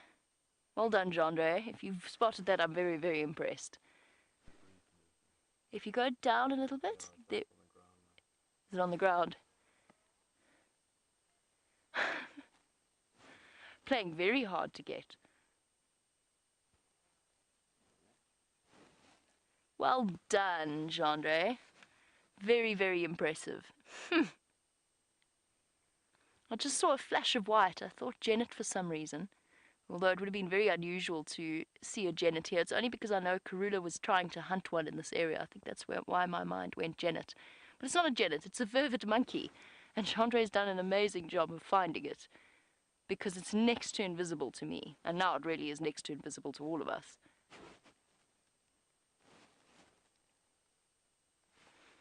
Let's try and go backwards a little bit. Where are the rest of them? Have we got one lone monkey?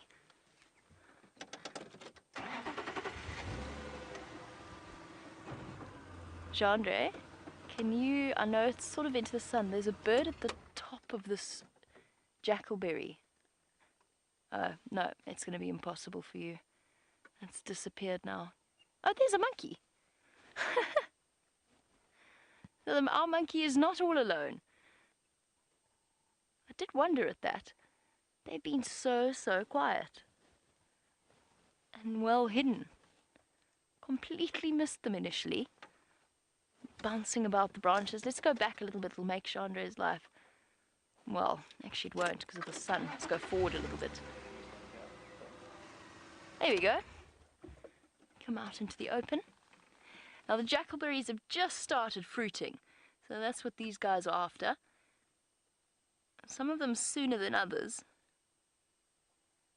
And this is a time of plenty for the vervet monkeys, the various birds. In fact, this is a time to go and sit at each jackalberry with binoculars and just watch what's going on around you. One of my favorite trees with its dark green leaves and its dark bark. And that's exactly what our monkeys are after.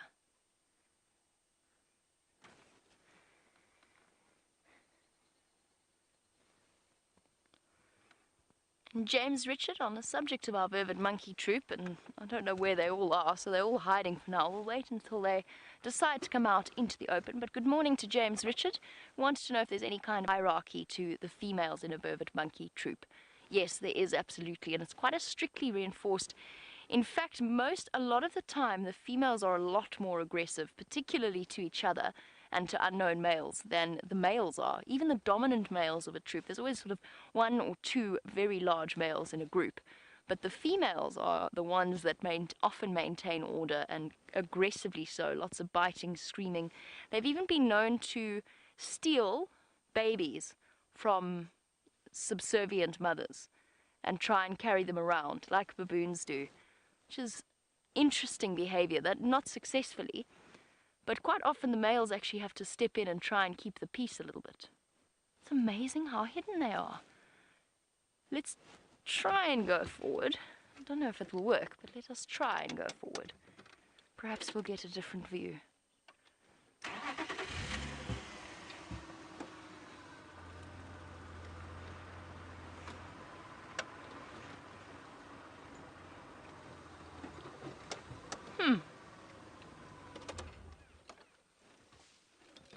Aha. Hello, little monkey. I think they've been hiding from us. They're actually not a very habituated troop. They're trying to remain subtle and hidden away. You have to admire their agility. I wish I could climb like that. VM and I actually had a very weird conversation, but I stand by it, that if we could have tails, there you can see the fruit actually, by the way. Those round blobs of yellow, they're not ripe yet, but that's what the monkeys are after. Oh, quick allo grooming session. Picking off, and that's one of the what we were talking about with James Richards' question about the hierarchy of the females. That's one of the big ways that hierarchy is established, and how social bonding is maintained, and how sort of submissive monkeys can earn favor or curry favor from the more dominant monkeys of the group. Picking through, grabbing ticks, mites, anything that they can find, fleas. But where I was going with the VM conversation was, VM and I once had a conversation about the fact that if it were normal, it would definitely have a tail, definitely choose to have a tail that is as dexterous as a vervet monkey's. Just think of all the things you could do with it. Helping to climb things, holding that cup of tea when you're trying to open a door. A tail like that would be so useful. I know it's a weird thought. But these monkeys use their very, very nimble tails for lots of different tasks. It's almost but not quite like having an extra limb.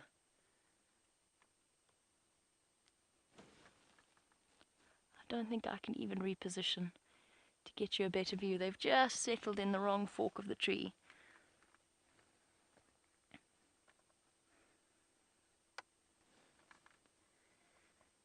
And Shamsun, says, isn't there always one monkey on the top of the tree, keeping watch as a sentinel?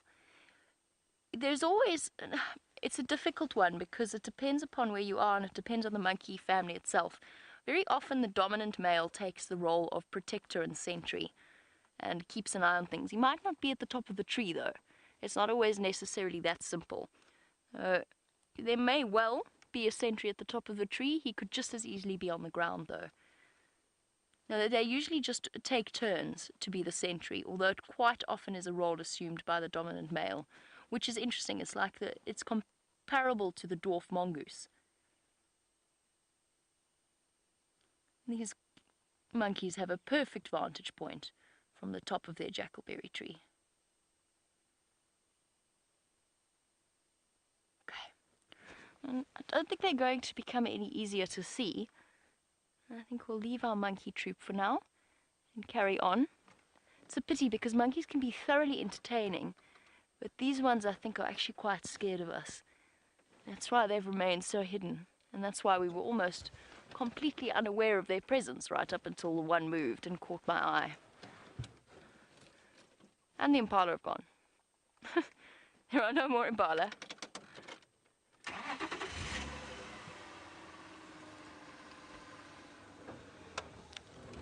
We started off our morning with evidence of our nocturnal visitors, in this case a herd of elephants.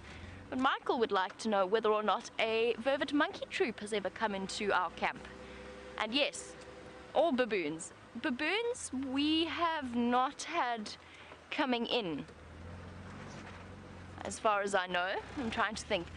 While I've been working at Wild Earth, we've never had a baboon troop come into our camp before. They do get notoriously badly behaved in certain areas, and I have had many encounters with baboons where they shouldn't be, and many interesting moments, like finding them that they've got into the kitchen and they've just left a disaster. It is honestly like somebody has ransacked the place when a baboon gets into a room. Vervet monkeys, on the other hand, our vervets come round about once a day. They see what they can find, whether or not somebody has left something out, or perhaps a banana peel.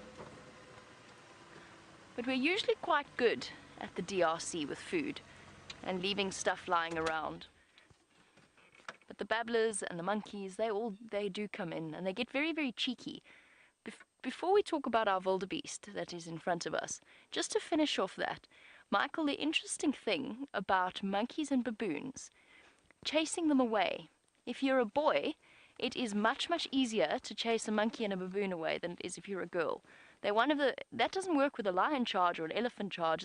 In that case, you are viewed exactly the same. You're a two-legged predator. But monkeys and baboons and primates recognize human gender, and they respond differently to human gender, and they're much less scared of women than they are of men. And that's something that I've noticed. You'll go outside and I'll scream and shout at a monkey, and Brent will go outside and go, "Hey!" and the monkeys are gone. But if I do it, they just stand and look at me. You know, that really cheeky expression on their face. It's interesting. It's one of the only aspects of the bush where gender makes any kind of a difference, is chasing primates away. And it's so frustrating.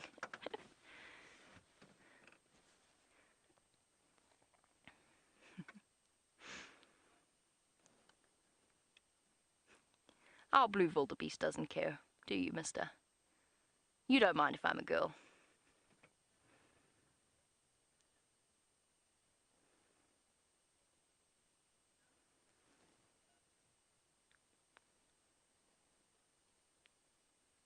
This is our quarantine wildebeest, I think. He moves between quarantine and the dam and then a little bit into Philemon's dip. And I think, like all of the animals here, he is rejoicing in the fact that there is fresh green grass growth. Goodness, that was quite the alliteration. But there really is. To see these lovely green shoots of grass is such a pleasure. And I think it must be really, really nice for the animals. Imagine, after a diet of tough, hard, dried up grass, searching wherever you can, to now be feeding on these fresh, new tufts of grass. It must be such a pleasurable change. And I don't know if animals experience joy in food in the same way that human beings do. I don't think they do. Food is food. But they must surely know the difference between nutritious food, and they do, of course they do, because they choose between different species of grass and lucerne versus hay. Oops, sorry. Let's go forward a little bit. He's being very difficult. But he is beautiful, and he is silky smooth, like we were talking about earlier.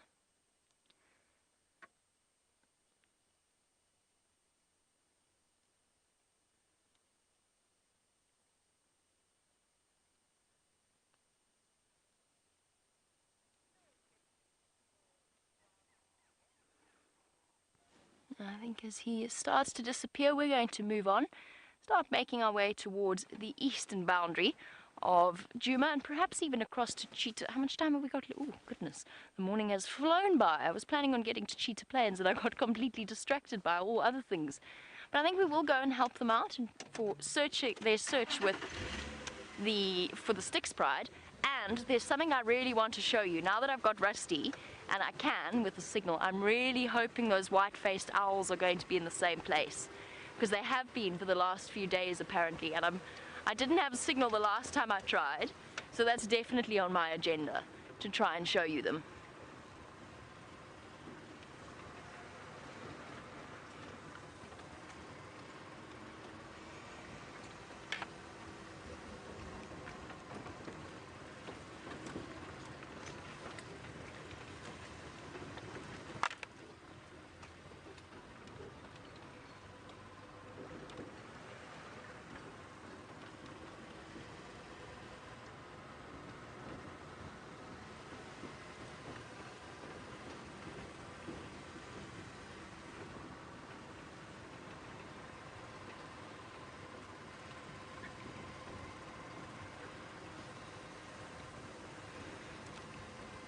And just to finish off with our questions about monkeys, it's a pity we don't still have them, but they were playing very hard to get.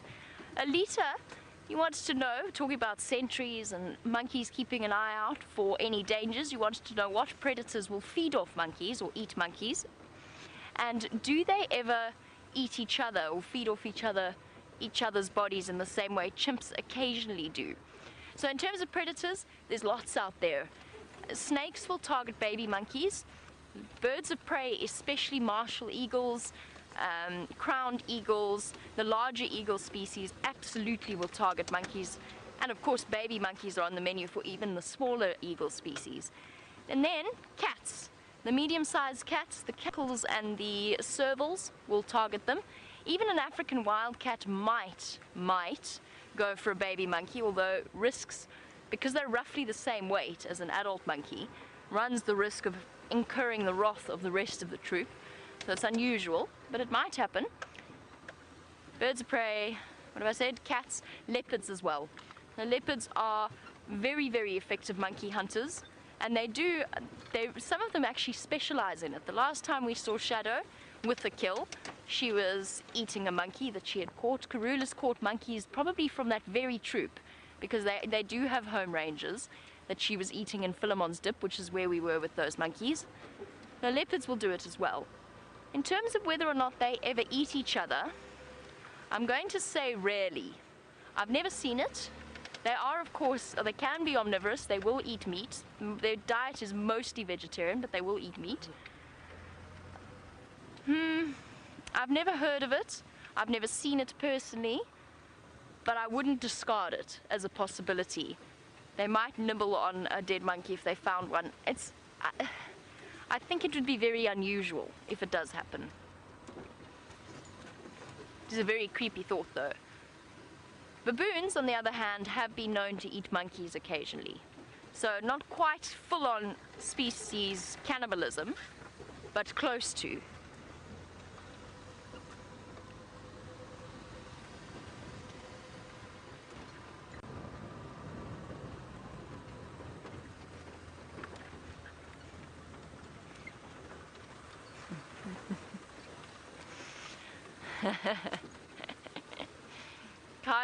Kyle's made me chuckle with his question. Now, as you know, Brent named the wildebeest on Cheetah Plains. Brent named them names that I cannot, well, I can say Normal Norman. I'm quite okay with Normal Norman. But Brent named them names that I can't say. And Kyle wants to know, why do the wildebeest of Djuma not have names? That's a very good point, Kyle. And I think you should ask Brent, because Brent has been responsible for naming the wildebeest on Cheetah Plains. And I think it's only fair that he should give the names to the wildebeest of Djuma as well. I think, Kyle, that Gnorman, or whatever on earth it is, Gnorman, I don't know why I can't say it. Gnormless Norman and Normal Norman have got names, and it's hugely unfair that the wildebeest on Djuma don't. So on that note, I'm going to send you over to Brent to find out what he thinks we should name the wildebeest of Djuma.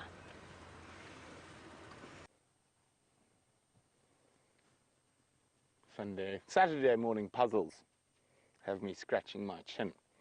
So I've got tracks of a lioness moving at high speed. Now it's almost impossible, unless you know your tracks quite well, to say, can you get this one, Brian? Yeah. Now that is a lion. You can't see anything, but I can see she's going at it. And the reason and here again I can see it's a lion. I can just make out the back of the track. No cubs, so there's a possibility they've left the cubs in that block somewhere. So I had one track when I was walking earlier, the lion basically putting its head into an aardvark burrow. Oh dear, no, there's a tractor dragging. I need to get there before he does. He's cleaning the roads, but that means he cleans my tracks. No tractor, stop tractor. Oh, I don't think I'm going to make it.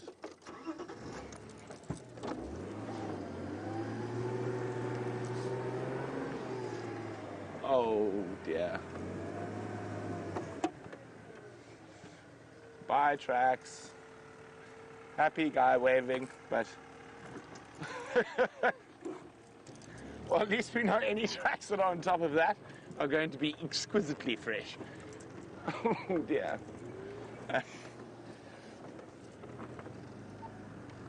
Oh, they get Okay. Very strange. It's going half in my ear, half out in the open sometimes. I have to speak to young Connor.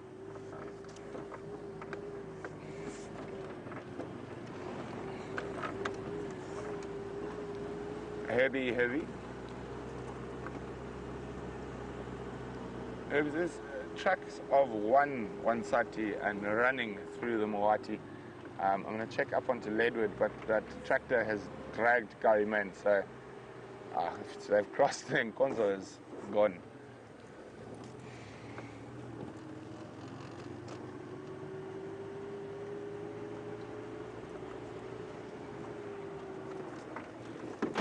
Sorry, guys.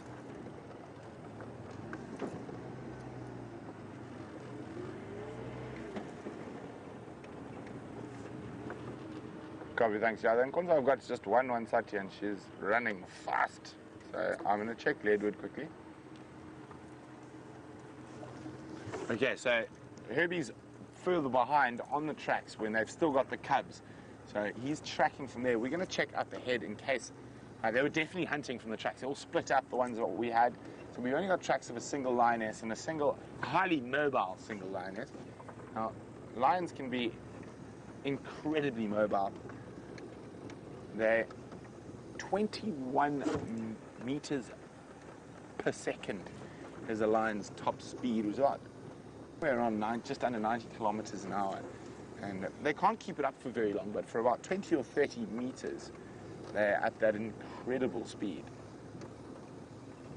Now, of course, that speed all depends on what they're hunting. Buffalo, they don't need the speed, but if it's kudu or waterbuck or any of those creatures, they do need that burst of speed. Now, since it's Olympics, I mean, you could, or I suppose not quite Usain Bolt, but not far off. Now, out of the big cats, the cheetah's the fastest, but it's also the long distance runner of the big cats. So a cheetah can keep up that incredible speed for much longer. It also takes them a bit longer to get to that speed. Their muscles are not those sort of powerful, bunched ambush muscles of a lion or leopard, but on the short distance sprinting, the leopard is the Usain Bolt of the animal world at 24 meters per second.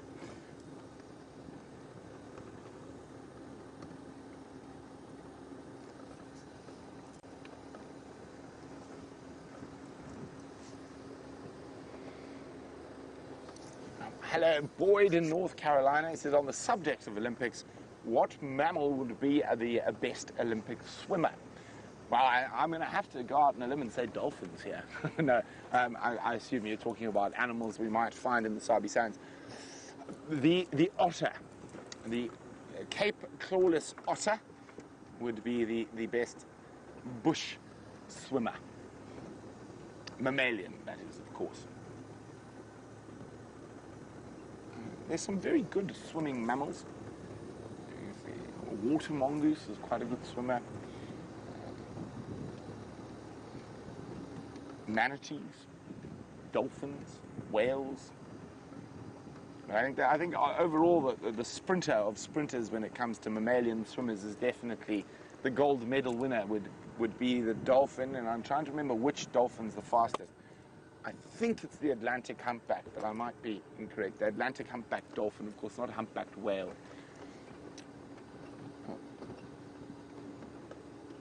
Okay, I got no tracks. Now, if that hunt was unsuccessful, they might have gone back down. I'm just going to check up to this corner. If I get no tracks here, I'm going to head back to the Mawati.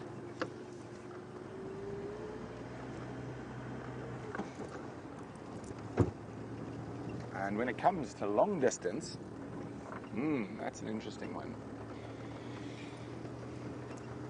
The long distance walk Olympic champion would probably be the elephant. The elephant, yes. The sprinting antelope would be the fastest sprinting antelope in southern Africa is, I'm not going to tell you, you're going to tell me. So who knows what the fastest sprinting antelope is in southern Africa? If you know the answer, pop me an email, questions at wildearth.tv, or use the hashtag SafariLive on Twitter. What is the fastest sprinting antelope in southern Africa? Brian, do you have an inkling? Maybe. Rebecca, do you have an inkling? Not even a clue. There we go. But I know. Okay, so let's head back down to the Mwati River. See if we have any luck on those tracks.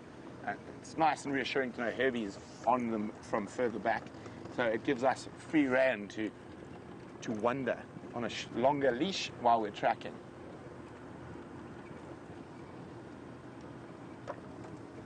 Oh. What's...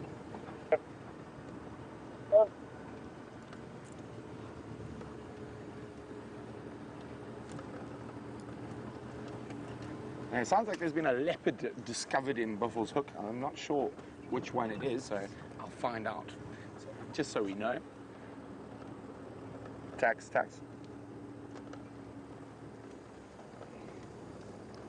Taxi, which Ingwe is that there? Ah, there we go. Copy, thanks very much. Mr. Q, Quarantine, the male leopard, a firm favourite of all of ours. He has moved through Torchwood into Buffalo's Hook. But unfortunately, he's still quite far east of our eastern boundary.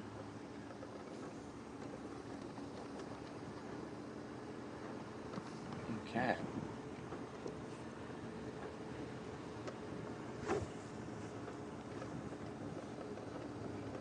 Hi, Shamsung. Shamsung says, otters, I love otters. Is it even possible to see an otter here on Djuma? It is possible, but definitely not at the moment with the drought. I've seen quite a few otters, probably about 10 kilometers from here in the Sand River, but there is always a possibility that they do move if there's lots of water around to the different water holes. It is a possibility, but I think while we are experiencing the worst drought since 1992, we're probably not going to see too many aquatic mammals, apart from the poor hippo stuck in the mud at Arethusa.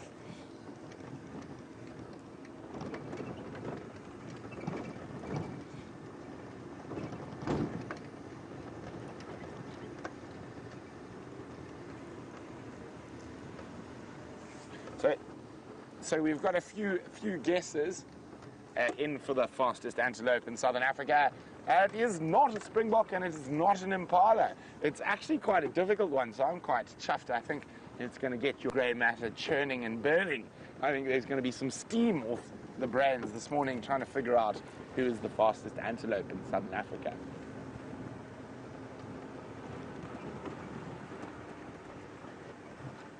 Oh, so not so much steam. James, Richard and Gail, you are spot on. It is indeed the Sesame antelope. Part of the hartebeest family, is the fastest antelope in southern Africa.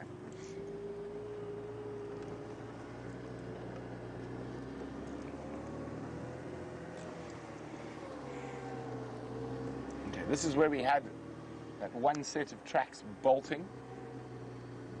But the others could be close by, and if it's been an unsuccessful hunt, she might have moved back and gone back to where the cubs were. So there's one track going there. Ooh, hello. There's another lioness track running here.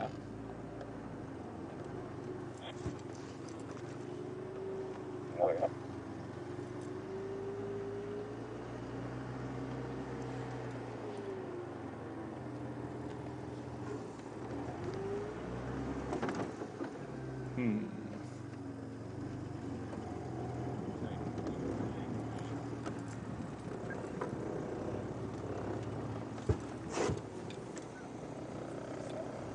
Well, Shamson's wondering why on earth they would grade the road during the day.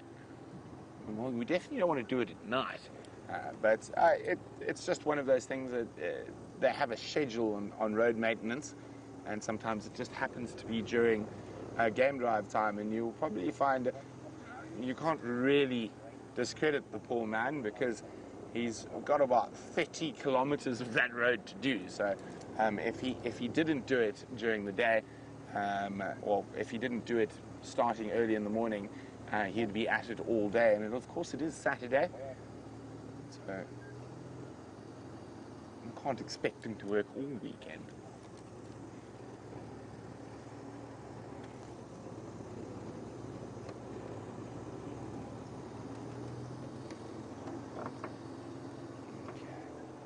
So it's just that two sets of tracks crossing. No sign of the cubs, so I'm going to check very carefully up here.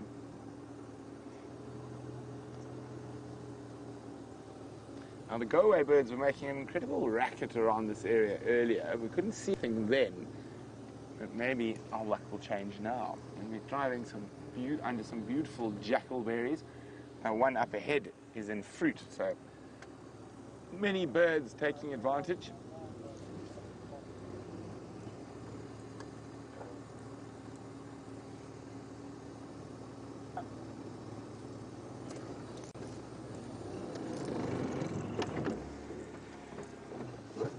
Let's check the one big game path up ahead.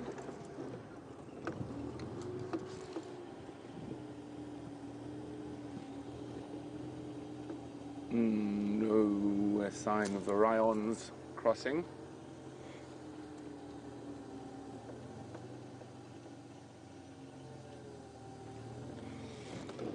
The conundrum continues.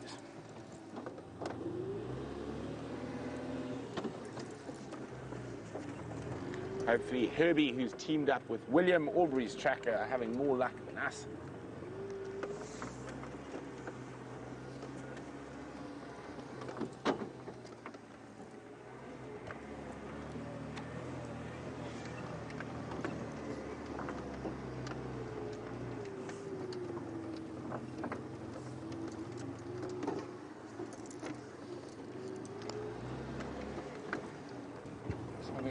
I had tracks on a termite mound just in here of just a single lioness. It must still be in this area. Let's check Elephant Carcass Road again.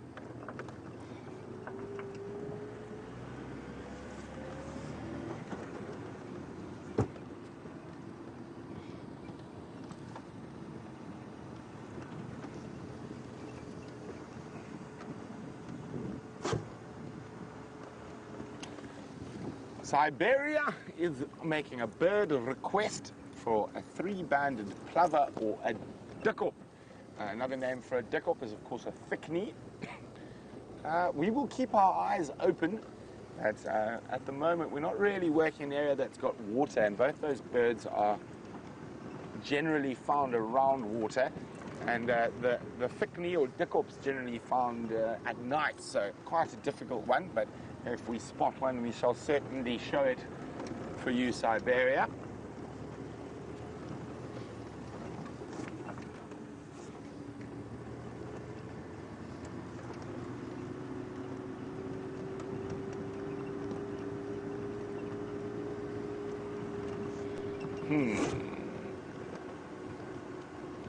Where have the lions gone? That big male is still fast asleep in the same place, so while he's snoozing, well, let's try find his consorts.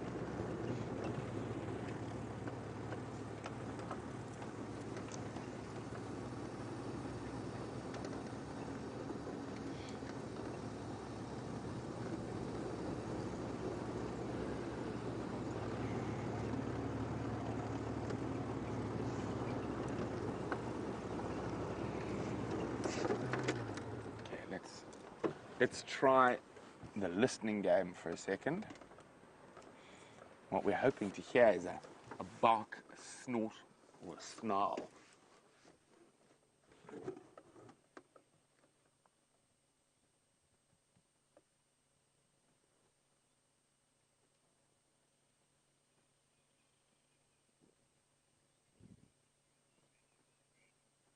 Unfortunately, all we hear is just our feathered friends.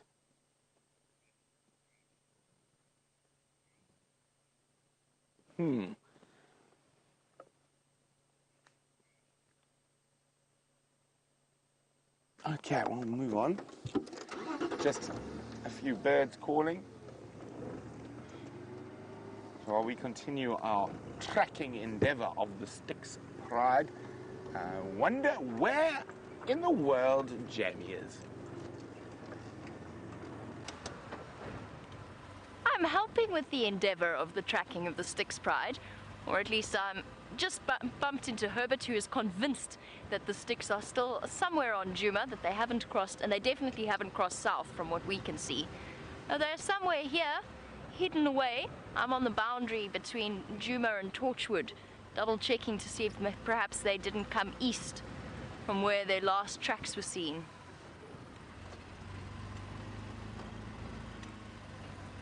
It doesn't look like they did, though.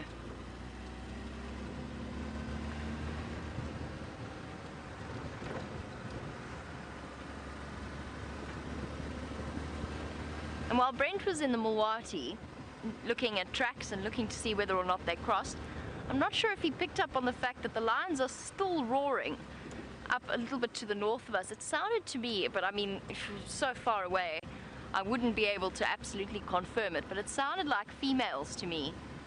And perhaps the Nkuhumas might not be terribly impressed with the presence of the Styx if the Styx push too far north into their territory. Generally, female lions are relatively relaxed. They keep out of each other's way. It's not like males defending a territory where they will actively seek out any intruding males and dispose of them one way or the other, whether they kill them or they chase them away. Either way, they actively patrol and keep their territorial boundaries very solid, whereas the females, it's malleable. But when young cubs come into the picture, things become a little bit different, and the Styx are very, very unlike, or vice versa, the Nkuhuma is very unlikely to seek out and kill the cubs of another pride. But generally, females with babies are a little bit more nervous than they might otherwise be. Now I've got a debate in my head.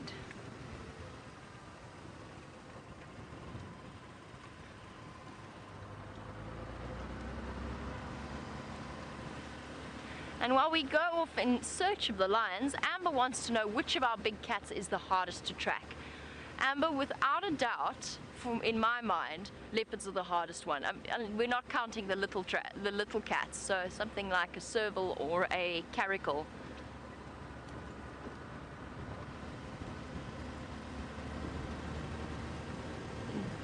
Definitely not.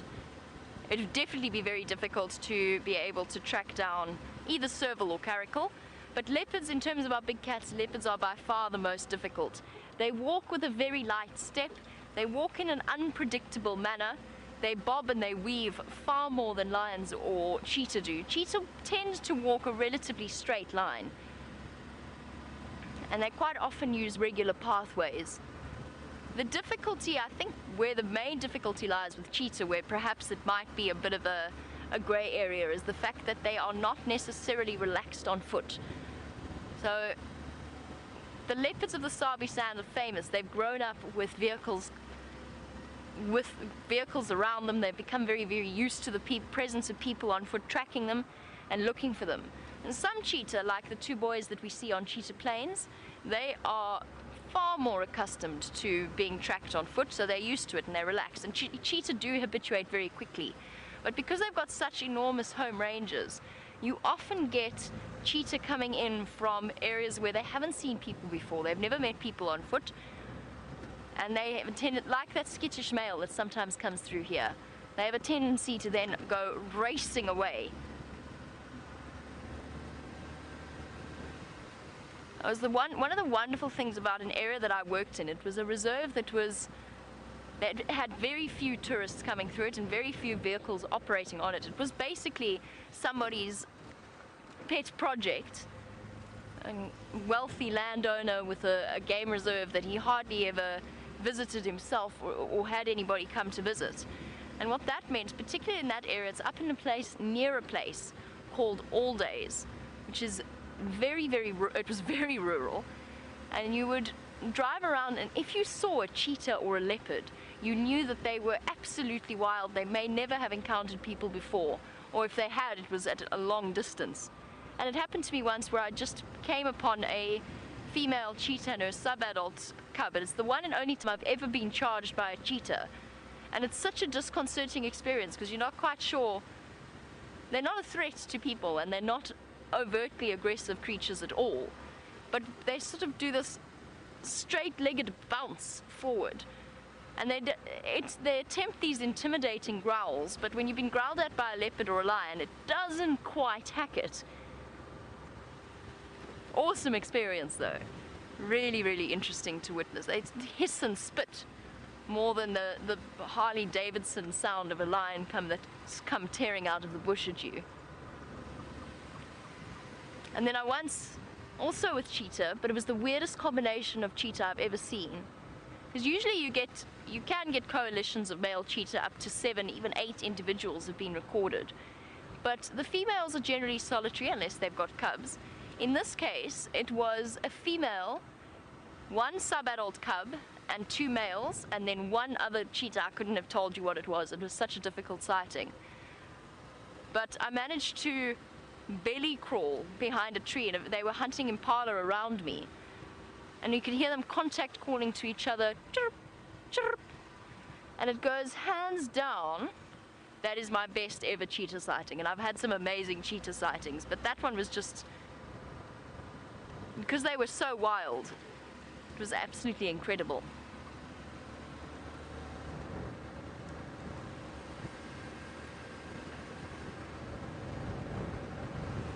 But here, leopards are the hardest to track. And wild dog. I know it's not a big cat, but wild dog are really difficult to track because they're so fast. You don't really do so much in the way of tracking as racing after them and hoping that you've predicted the direction that they've gone in.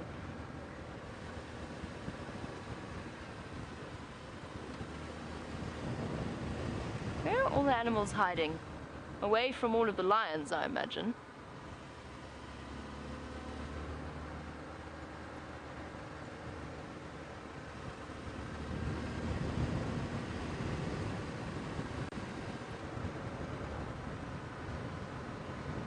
I just want to check this boundary very carefully. The sticks haven't come across, which means that they are almost certainly still around the Twin Dams area, which takes us back to a year ago.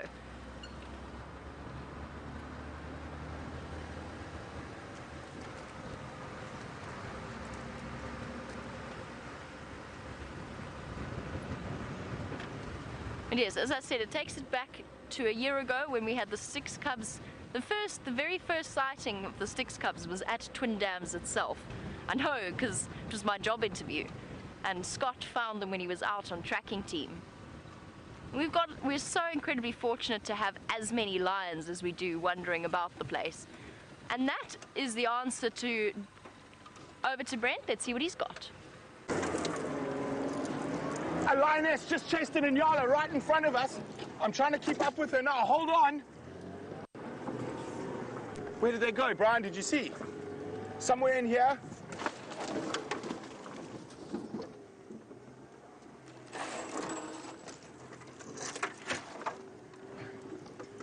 She just came, we saw the Inyala. I was like, oh, look, pretty Inyala. And then all of a sudden, this lion just shot in front of us.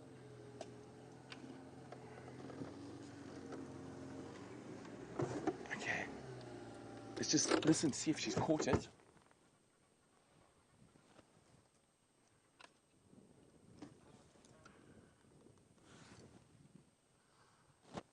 Where did she go? Now, it's actually quite funny, and I don't know if we're going to be able to do a playback, but I was actually sitting on the bonnet driving down there when the lion ran out in front of us. So Herbie's found the rest of the pride as we found that. Yeah, Herbie, we just had one sati chasing Inyala through the Moati towards Spaghetti Junction.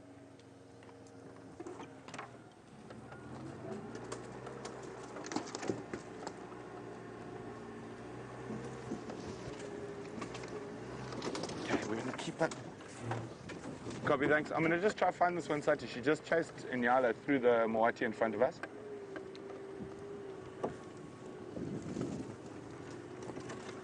Okay, so that Inyala didn't even have a chance to alarm call. Okay, I can't hear if she's caught it.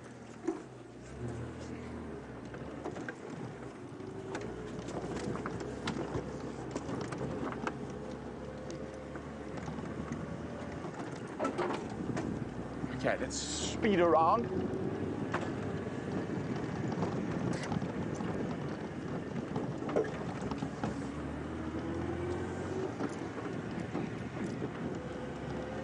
Okay, so she would have come through here if she didn't catch that Inyala. She might be walking back towards where the cubs are. We're very close to where Herbie is with the cubs.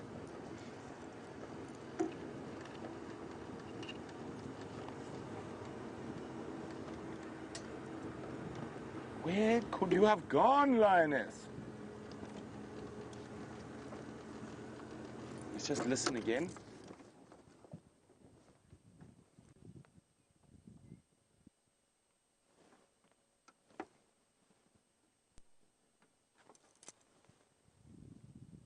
Doesn't sound like she was successful. So let's make our way towards where Herbie is. Maybe we'll find her on her way back.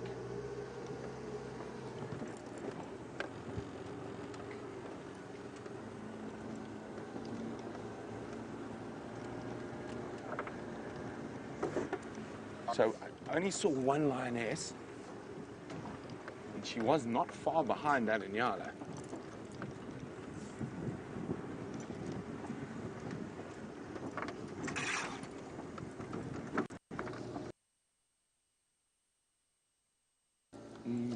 Cubs or kill. Cubs or kill.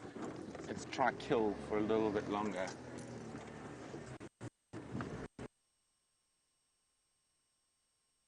Maybe make my way towards you. I'm just going to do one last check for that one side here. I don't think they managed to catch the Inyala.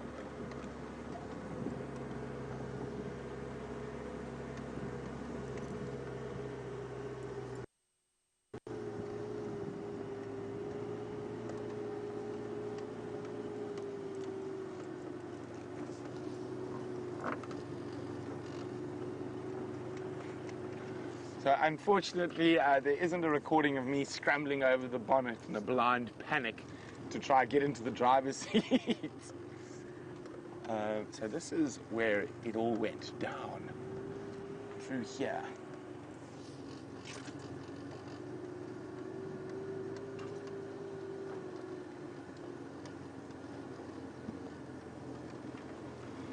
Okay, so she came down off this bank and crossed, I reckon, right here. Now, there's none of the normal sounds you would associate with a kill. I'm just going to listen one more time.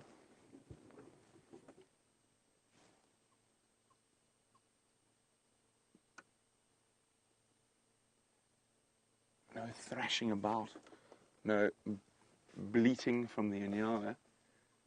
So I think those Inyala got off lucky this time.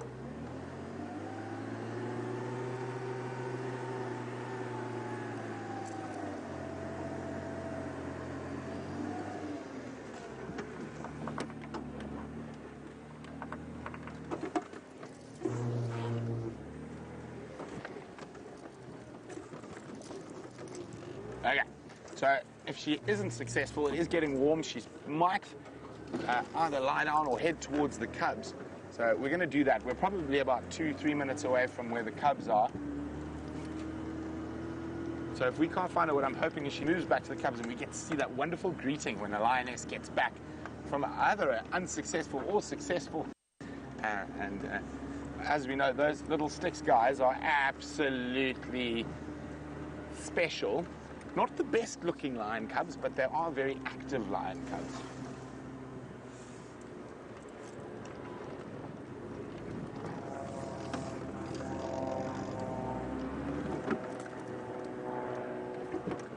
I'm still keeping my head on a swivel, trying to see where the lionesses are.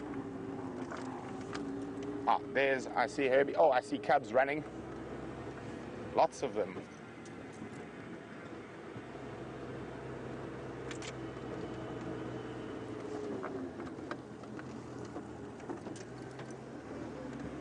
What are you running from, littlies? One female is here. How's it, Will? How's it, Herb? Thanks, guys. So there's a female calling there. So I was in low range. I was sitting on top of the bonnet, and Gala chased the Nyala right in front of them.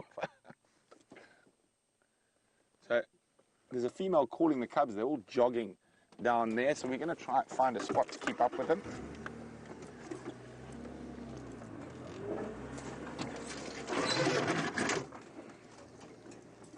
Oh, they're sprinting toward.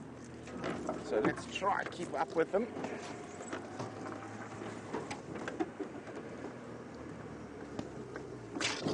Hold on, hold on.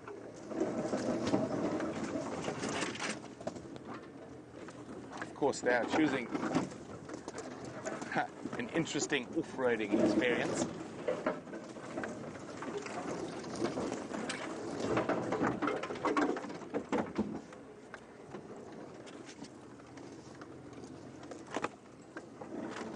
I've got the female. I'm just trying to think which is going to be the best way. Looks like they're going to come down into the Mawati River. Oh, dearie, dearie me. Let's get there.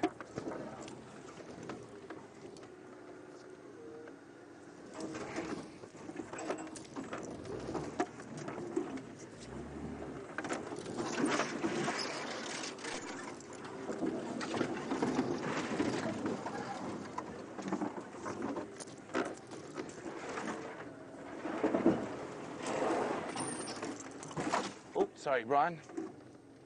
There we go. Oh, there's the lioness that missed as well. So there's the lioness that missed the Nyala. Greeting. Hello.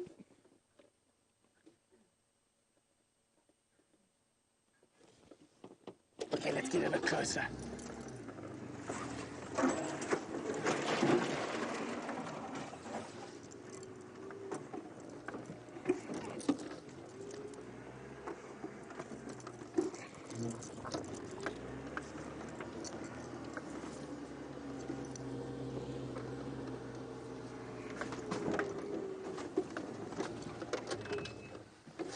Go.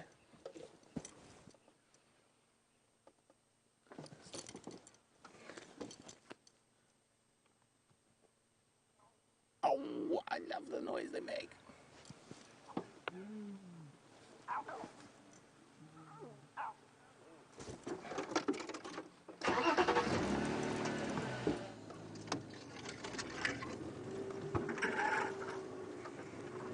Now, this is the first time these cubs have ever been to Djuma. The last time the sticks brought cubs onto Djuma, a very sad thing happened in the... Oh, look at that. Can you see that, Brian? Direct? Oh, no, I need to forward. I don't know if the lions have seen it, but it's running away. There's a Steenbok that saw them.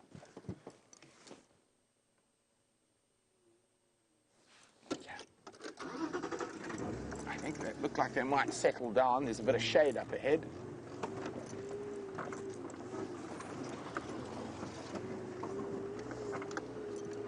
Ow!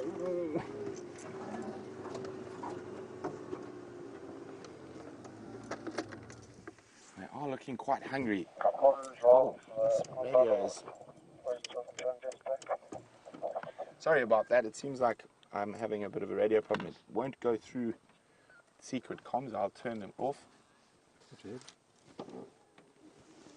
Turn it down at least.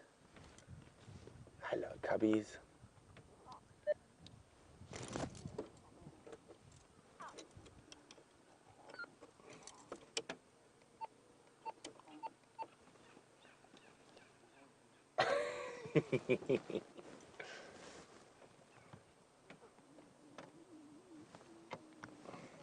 Aubrey for you on, Grandmanji. Oh, so much noises.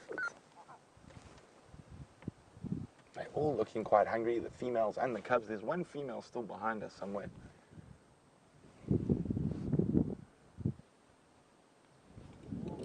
I must say, I do have a particular soft spot for the Styx cubs.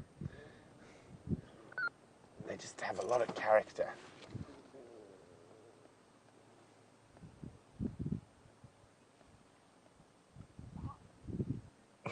Oh, hello.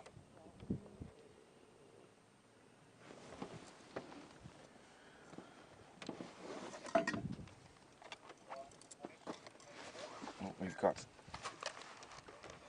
some of them coming to inspect us. Look at, hello.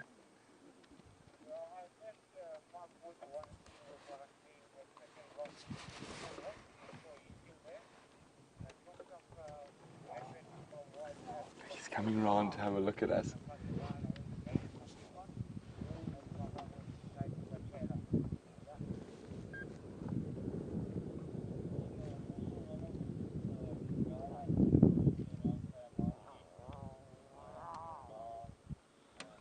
There we go. The three of the smallest ones have started suckling.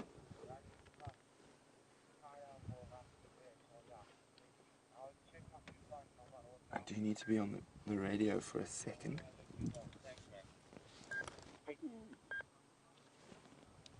Aubrey.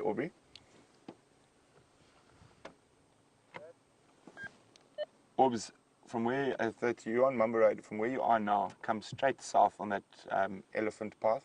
They're in that open area just to the east of the Moati. Tumafazi and all the Mampimpan.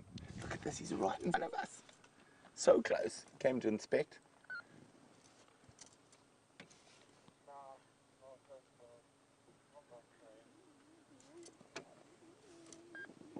Look at that. So, the first time Styx cubs have ever been seen on Djuma. Standing by, Mark.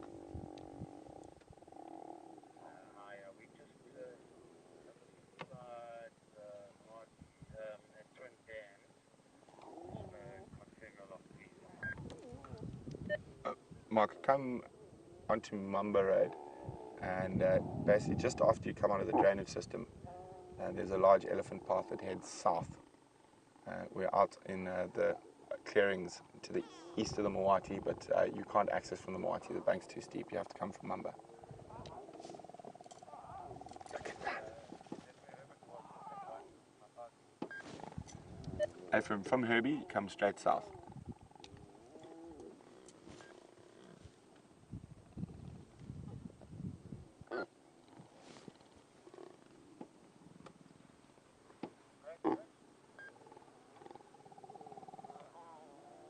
she's getting annoyed with all the sharp little teeth biting her. Oh, there we go.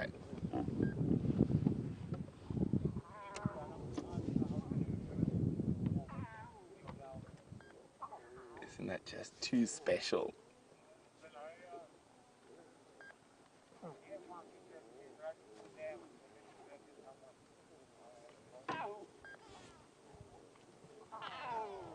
I'm just keeping quiet so you guys can hear all the noises the cubs are making.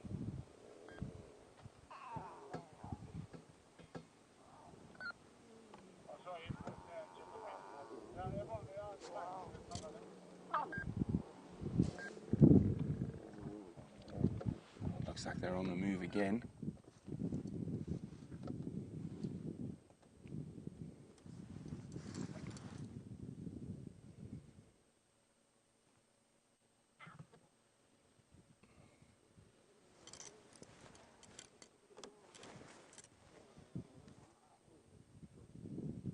Sorry, it looked like I pulled out my earpiece in my rush to keep with the lines. It's back now.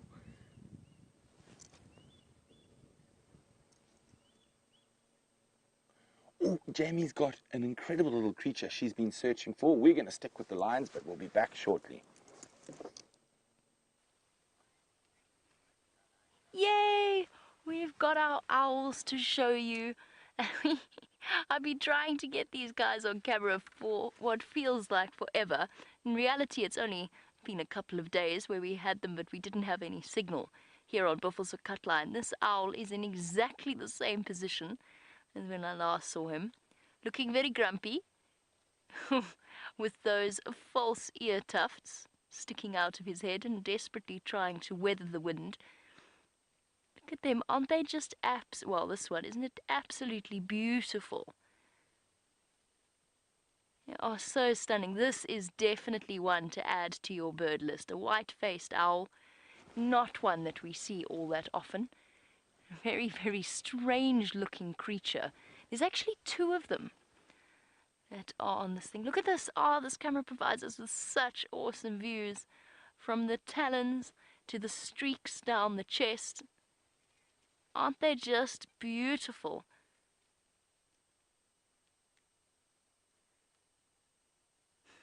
And like all owls, somehow manage to look incredibly disapproving.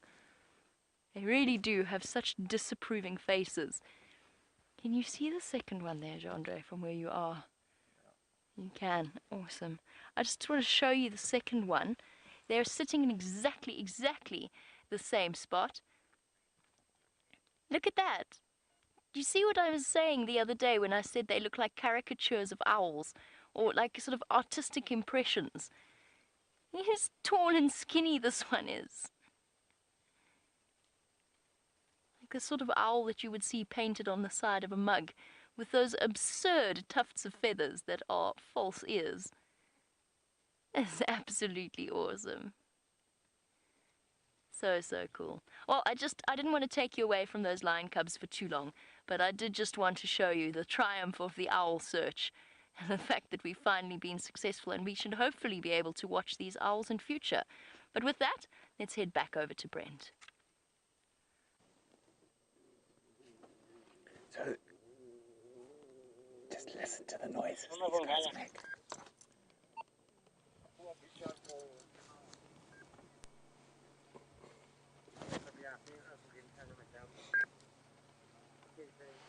They are just too funny.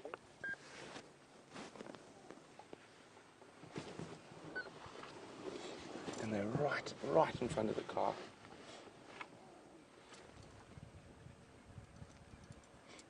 I'm just going to wait for the little cubs right in front of us to move a little bit further away before I move the car. Don't want to give them a fright.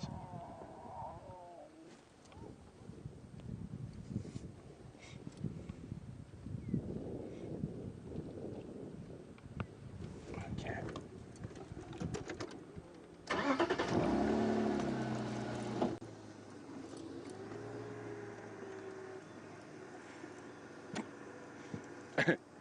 This little guy here, he did it the last time I saw him as well. He's a wheel watcher. So as the wheel goes round and round, certain lion cubs seem to be more fascinated than others.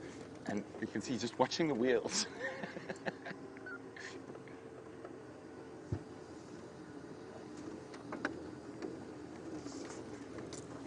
Okay, let's go around, back on the move.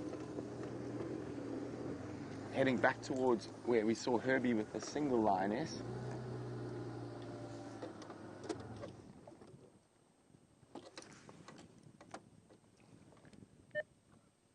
Station Zingala, mobile north again, back towards Mamba.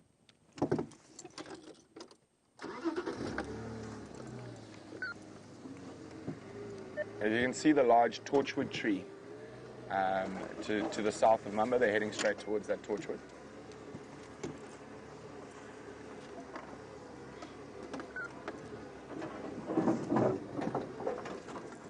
Okay, isn't this wonderful Saturday Catterday, living up to what is we come to expect from Saturdays in the bush.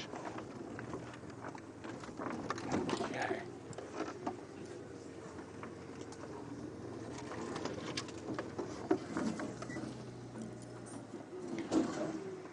So Gregory, you're correct. I started telling a sad story about the last time the Styx Pride brought cubs onto Djuma.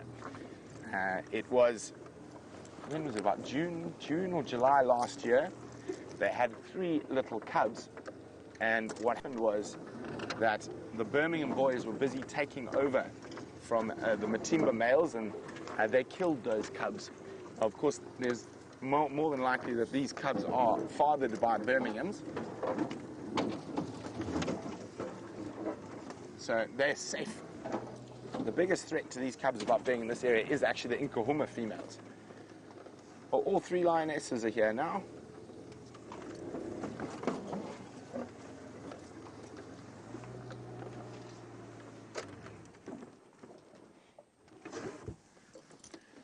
Now, Paige in Tennessee was wondering whether the Nkuhumas would be a threat to the Styx.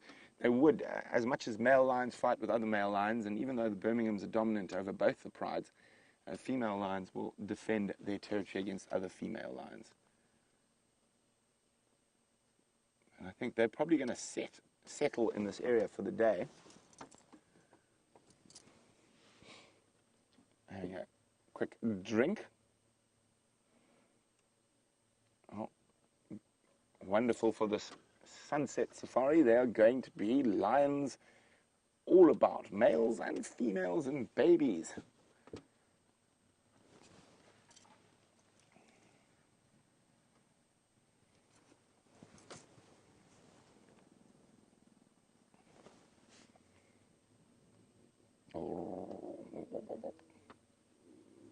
Oh, this is going to get fun. Start arguing over who gets to suckle where. See how their ears go flat when they're feeding, just as if they were feasting on an nyala or a kudu. Now, these girls are very hungry. I think they're definitely going to hunt again on the sunset safari.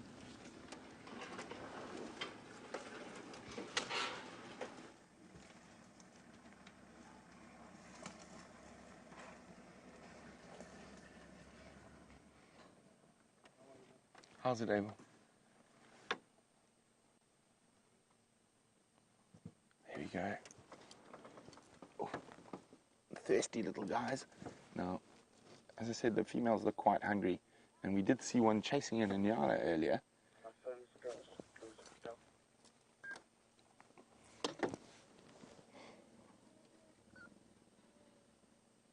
Oh. There we go. Others are moving up from where the other lioness is sleeping in the shade. Are they going to join the feast battle, or they're just going to come lie about? Oh, I think there could be an attempt to get inside that scrum. There we go.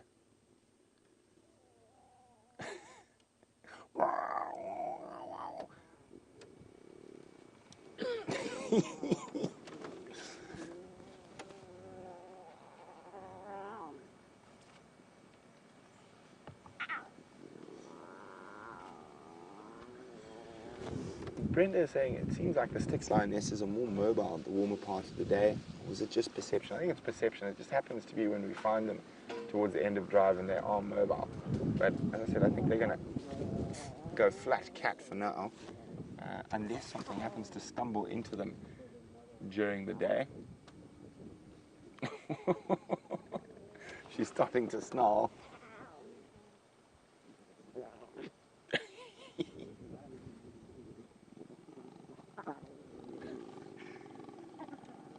Lots of sharp little needle-like teeth attached to her belly. 1, 2, 3, 4, 5, 6.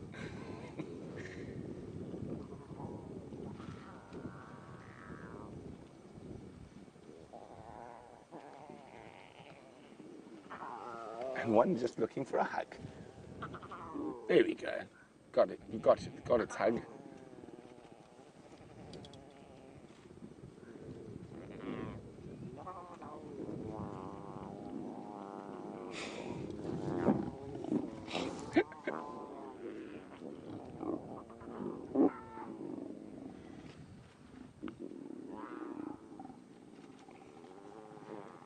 So Dory's wondering why all the cubs are going and trying to feed or play with the one female. Aren't the others who have cubs also lactating? Well, that is true, Dory. Lions do practice allo-suckling, so they will suckle another pride member's cubs.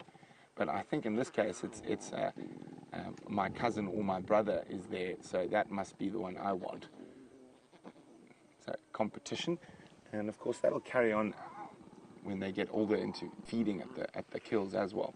And all these little growls and snarls we're hearing from the cubs are going to become deeper and more meaningful when they are feeding off a carcass and they're a bit older. One thing we can say about lions is they don't have any personal space boundaries.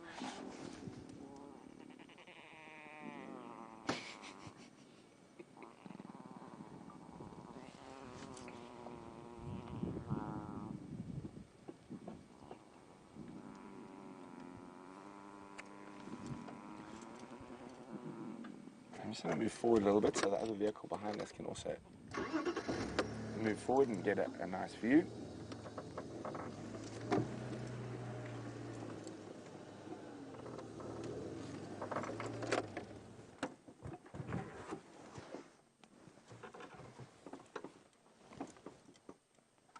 Oh.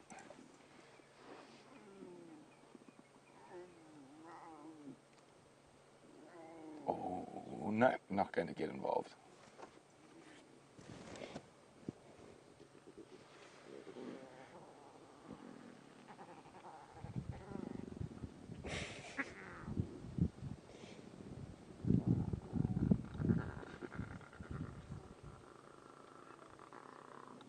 I think Mom might be getting a bit tired of it.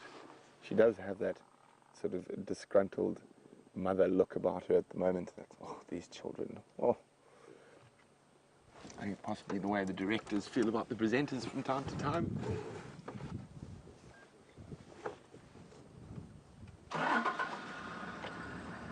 But of course, us presenters are as petulant as the lion cubs, so we don't even notice when they give us those looks.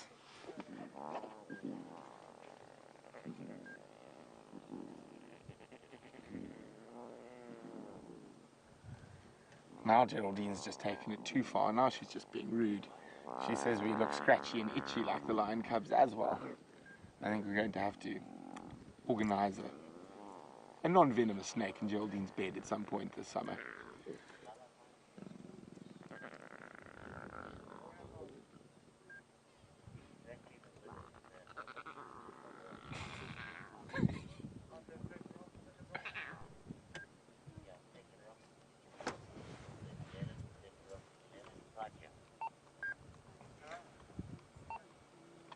It's definitely been a lion day today. Started off with that beautiful big male lion walking through the golden sunrise, and what a way to end off with lions. And noisy, little bit mangy, but definitely full of character, and the sticks and cubs.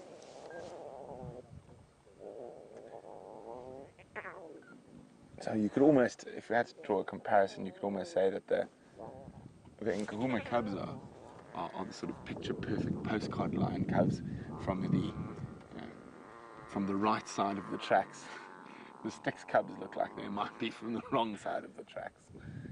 Now, I'm pretty sure what's happened with this, it could be a form of mange. It might just be a fungal infection, but they've definitely picked it up from the Birmingham boys. And the Birmingham boys have spent a lot more time with the Styx cubs than they have with the Nkuma cubs. Now, hopefully, the Birmingham boys are beyond their manginess and they don't spread it to our postcard line cubs.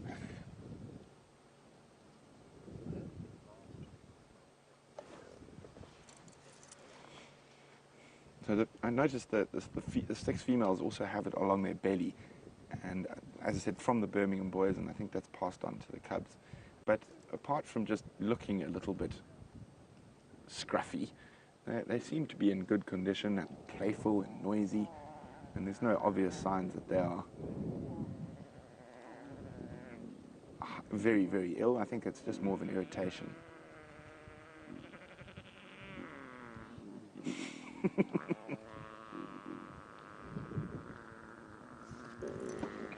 Mom's and I had it. Enough of this nonsense. You don't even let go when Mom stands up. Now, Kieran's wondering, is this the group of cubs where the one's got a sore leg? No, it's not. This is a different pride, Kieran. This is the Styx pride, and the one with the sore leg is in the Nkahuma pride. So the females don't want to suckle because they're very hungry, so there might not be that much milk there.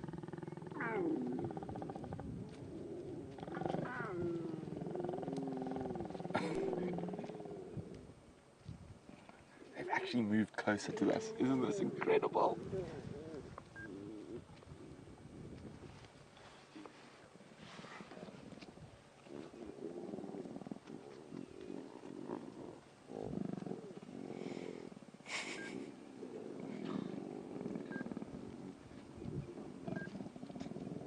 Yeah, that deeper growl from the lioness.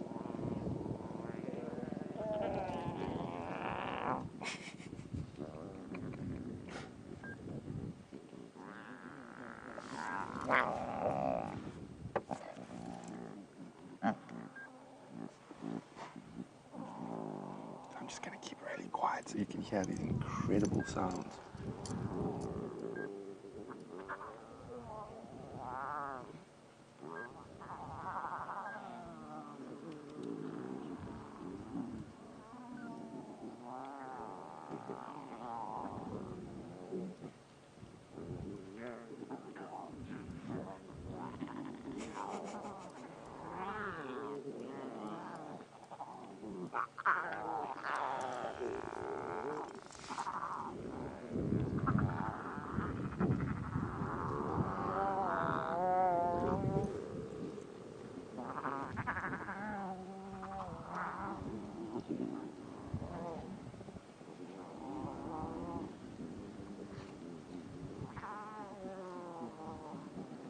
Isn't this amazing?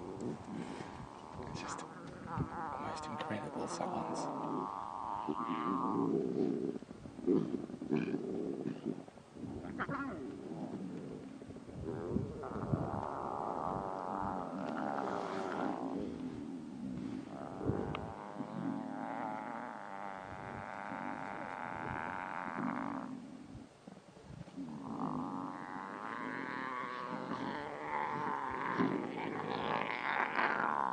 Oh, it's getting a bit more serious.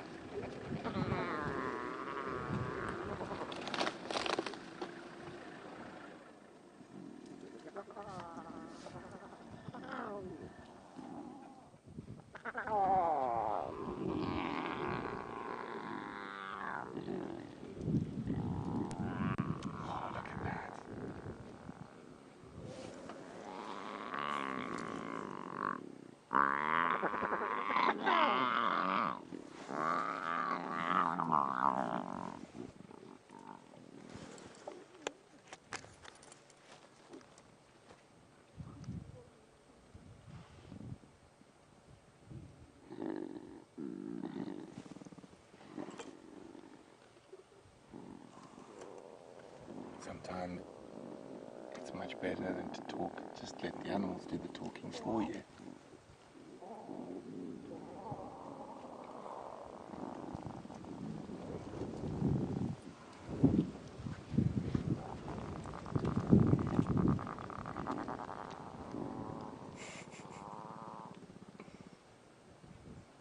Now, remember, you can ask questions about what's going on. You can do that by using the hashtag SafariLIVE on Twitter, or pop me an email, questions@wildearth.tv.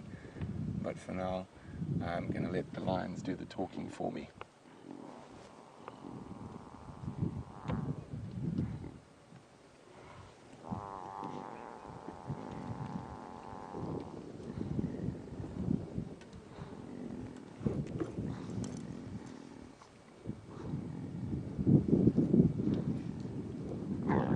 Oh, here we go again.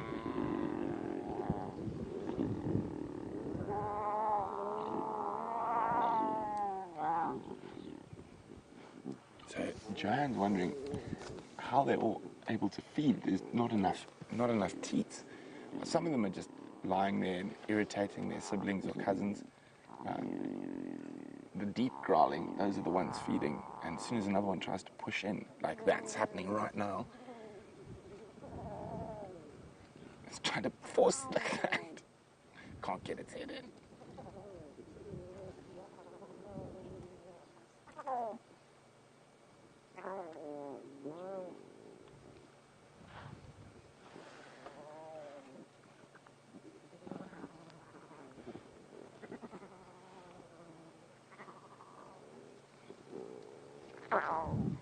Wow.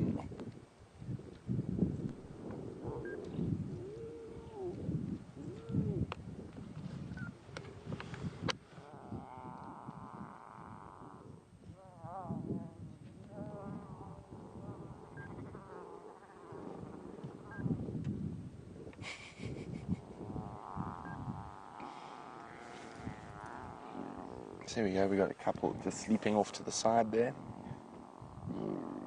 Oof, sounds like it's heating up at the kill again, or when I say the kill, I'm heating up at mom's tummy.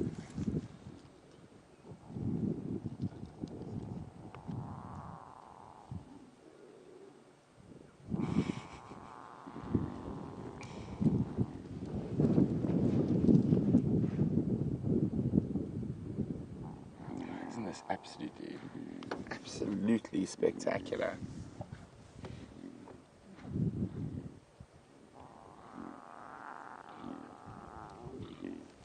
So Tobias is wondering, is it possible that the mother of the older cubs has stopped lactating, and that's why they've all gone to this lioness? Probably not. She is definitely still lactating. They might have been feeding off her earlier. Oh, there we go, getting stuck in again. They might have been feeding off her earlier, which is, and she might have run out of milk, so that's maybe why they're feeding on the other lioness.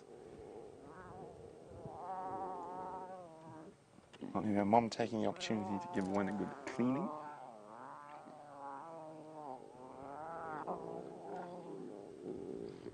Look at the other one, it's fast asleep. I know, he's getting stuck in now.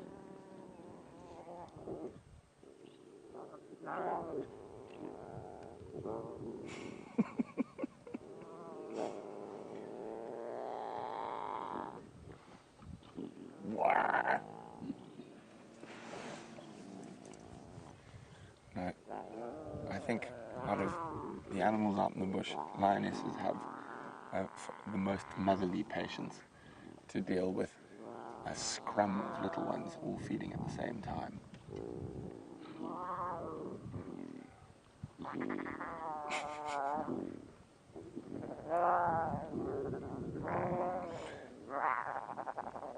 And also those milk teeth are as sharp as hypodermic needles.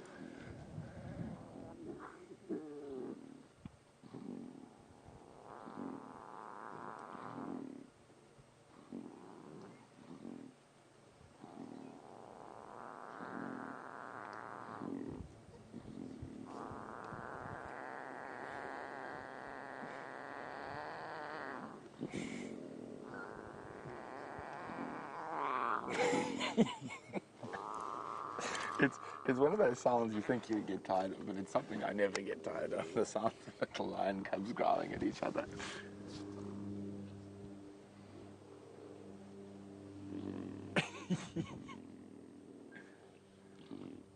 So that little one's trying a different tactic. Instead of forcing it in, it's just sort of like, hi, I'm just gonna just like squeeze in here quickly. No.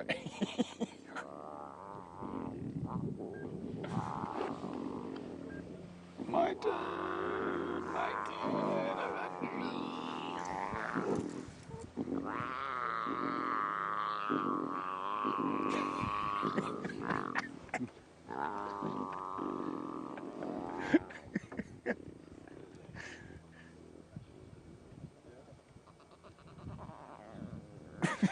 Sorry. That little one's got determination. Just keeps sneaking, pushing.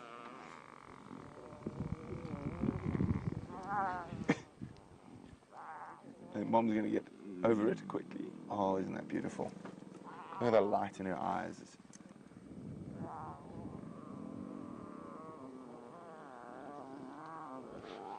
Ah, Mom's like, enough now, you little hooligans.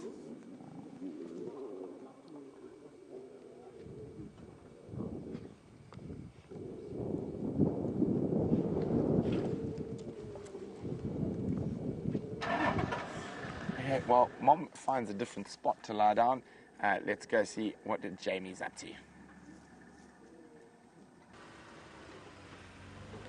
For the very first time in a few days, Hyena Road has disappointed us.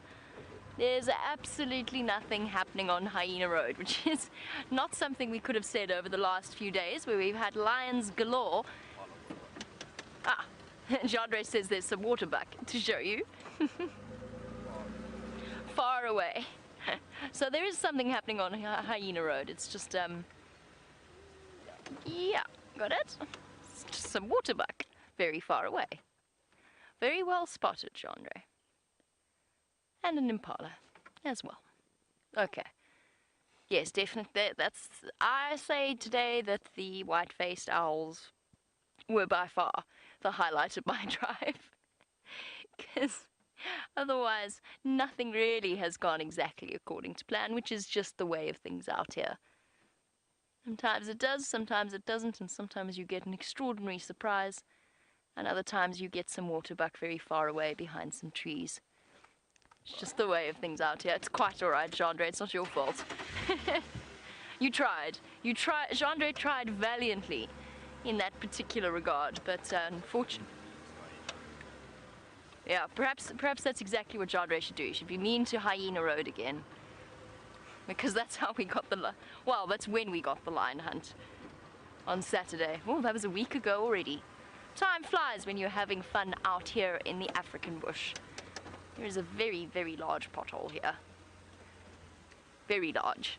Everybody hold on, we're about to go.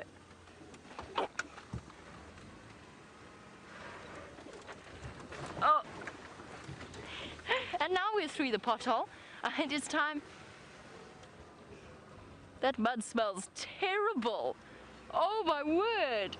Oh! That's horrifying. It smells like sulfur.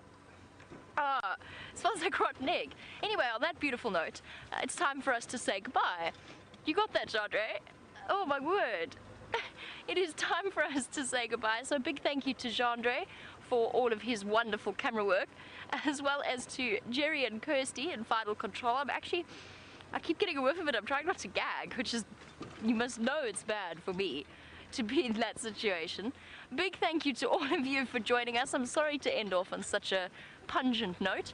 I hope you have a marvelous day or evening further and enjoy the beginnings of the Olympic Games, and we will catch up with you in just a few hours on this afternoon's sunset safari. Bye-bye, everybody. So all those cubs have moved into the shade. We're going to do the same. We're just going to try reposition to get a good view. We've got the two lionesses here, and the cubs have gone to feed off their other lactating female. So let's go have a look.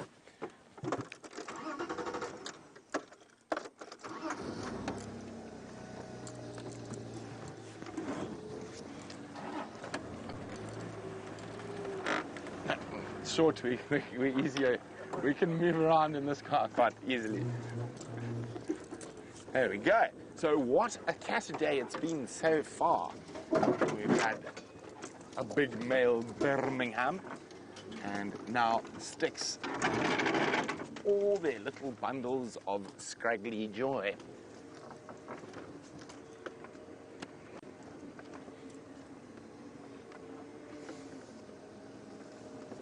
There we go. Not quite as growly. Less cubs trying to feed at the same time.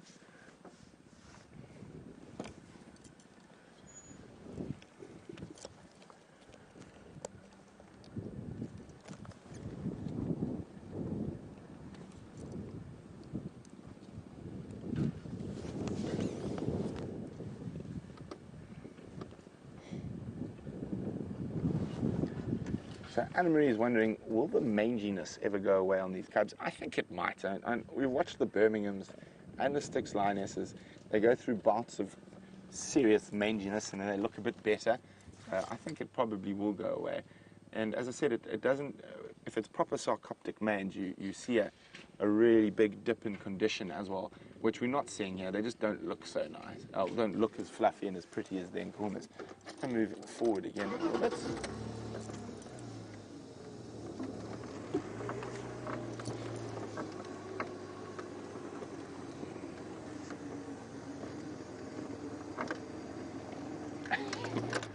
We've added a few more extras into there. Oh, Mom is not impressed.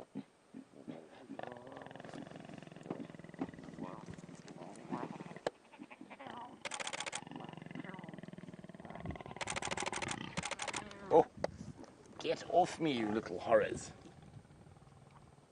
You can see she's hungry. You can see that there's that hollow in the stomach there. So hopefully they'll catch something this evening, because they need to get a meal to produce milk for these little monsters.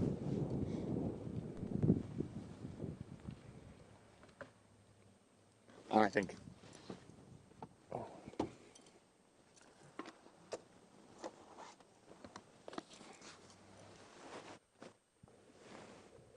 Look at that. Sorry, I'm just trying to have a look in the monitor. The sun's making my life a little bit difficult. There we go. Because they're so hungry, there is a possibility they might move during the day. Hopefully not. Hopefully they wait for us to arrive on Sunset Safari to start hunting.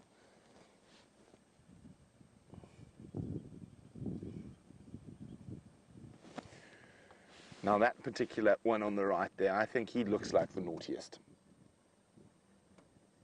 I think one of the little ones is my favorite. There's one that just looks so much worse than the others. I'm just trying to look for it now.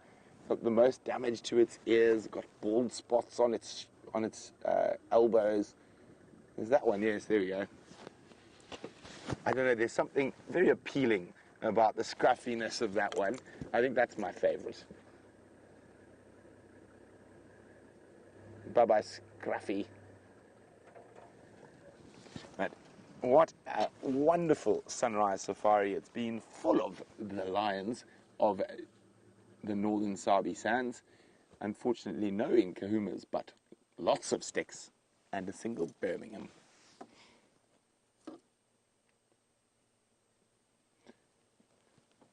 So from the killer bees who just keep producing, it's been wonderful having you. I think we need a little killer bee. There we go, killer bees. It's been wonderful having you on the drive, but I'm sure you're tired of looking at my face, so let's look at the cubs for the last 2 seconds. See you in a short few hours.